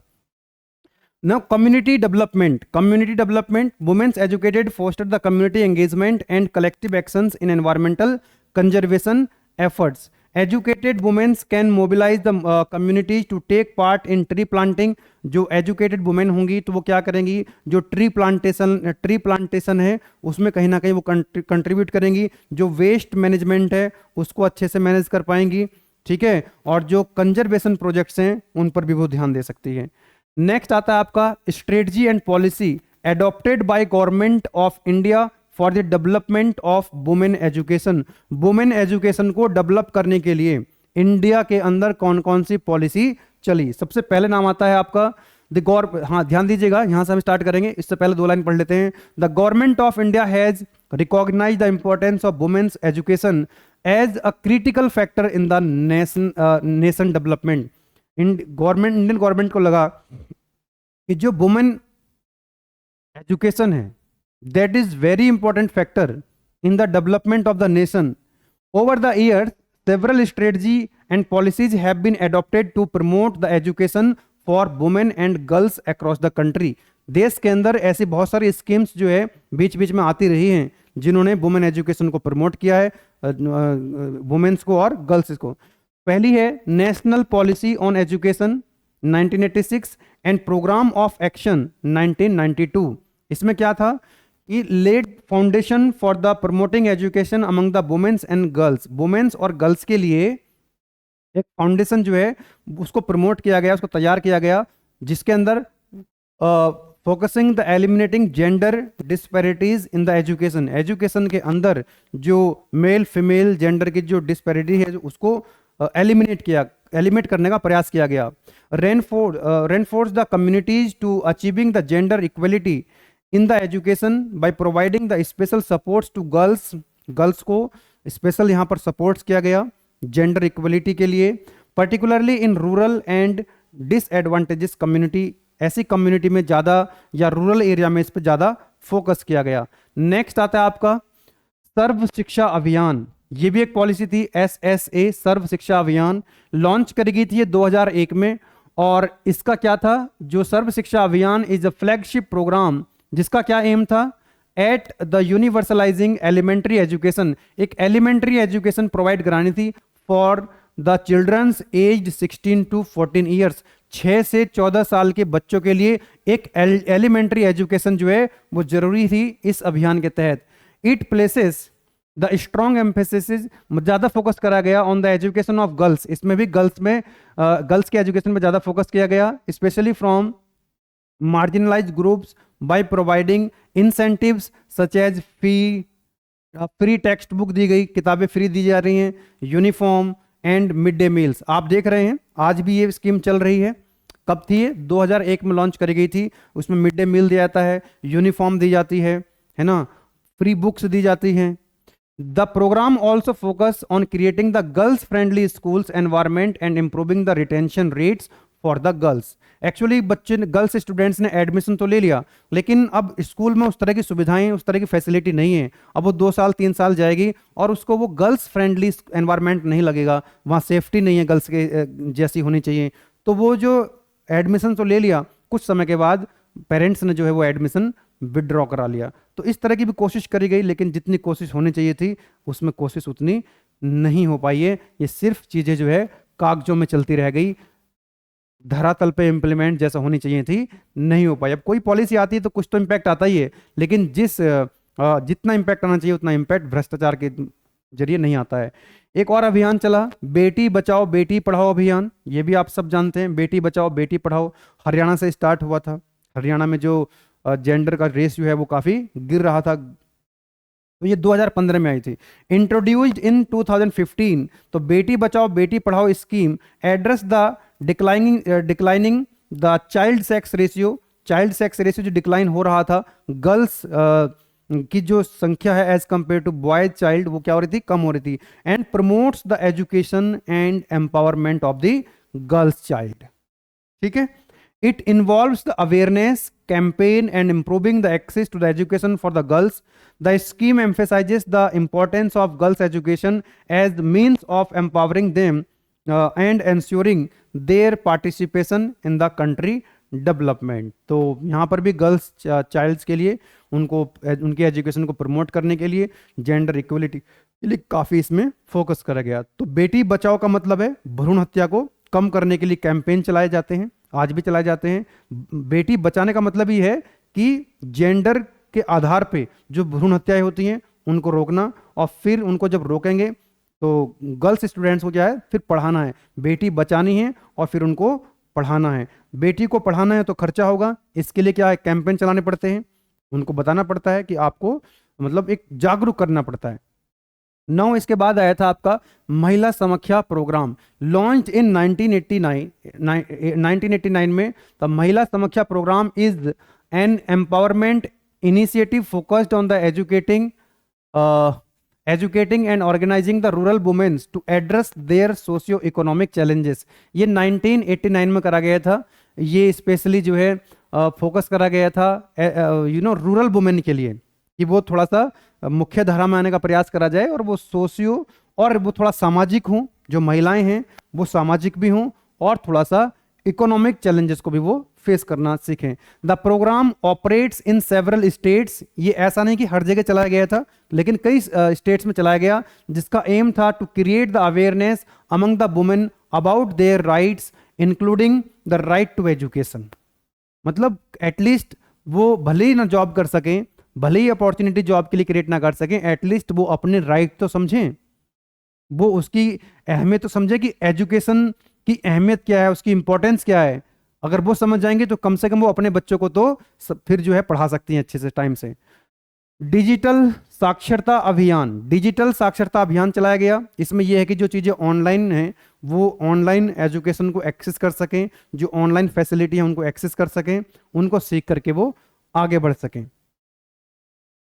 तो this is all about unit number 5। तो यूनिट नंबर 5 में हमने जो है ऑलमोस्ट सभी टॉपिक्स जो है कवर कर लिए हैं। बस आपको क्या करना है, अगर आपने ये वीडियो देख लिए तो बस आपको इसके एक बार एग्जाम से पहले एक बार नोट्स पढ़ लीजिएगा, आपका काम आसान हो जाएगा। तो ये यूनिट नंबर 5 में ये सारे टॉपिक्स आप देख सकते हैं। प्रोडक्शन एक्ट हमने पढ़ा, एयर एक्ट, वाटर एक्ट भी हमने साथ साथ पढ़ लिया।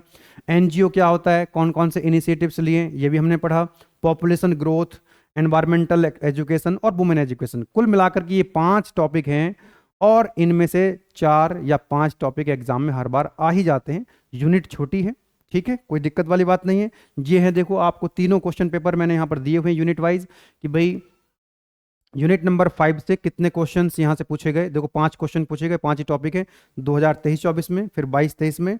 तो आपको पूरे का पूरा यूनिट जो है मैंने कंप्लीटली रिवाइज करा दी है। जितने भी एक के क्वेश्चंस आए हुए थे वो सारे आपके रिवाइज हो गए हैं। इतना ही पढ़ने की जरूरत है, इससे ज़्यादा पढ़ने की जरूरत आपको नहीं है, ठीक है। वीडियो अगर आपने पूरी देख ली है तो एग्जाम से पहले आप लोग ये पीडीएफ आपके पास रहेगी एप्लीकेशन में, आप लोग उसको पढ़ सकते हैं और अपना अच्छा स्कोर लेकर के एग्जाम में आ सकते हैं। चाहे आप इंटरनल एग्जाम की तैयारी कर रहे हो, चाहे आप यूनिवर्सिटी एग्जाम की तैयारी कर रहे हो, यही सिलेबस है, यही क्वेश्चन हैं। घुमा बस क्वेश्चन की जो लैंग्वेज है बस वो चेंज हो सकती है, बाकी कोई दिक्कत आपको नहीं आएगी। चलिए मिलेंगे फिर नेक्स्ट वीडियो लेक्चर में, तब तक के लिए आप पढ़ाई करते रहें। Wish you very all the best, thank you.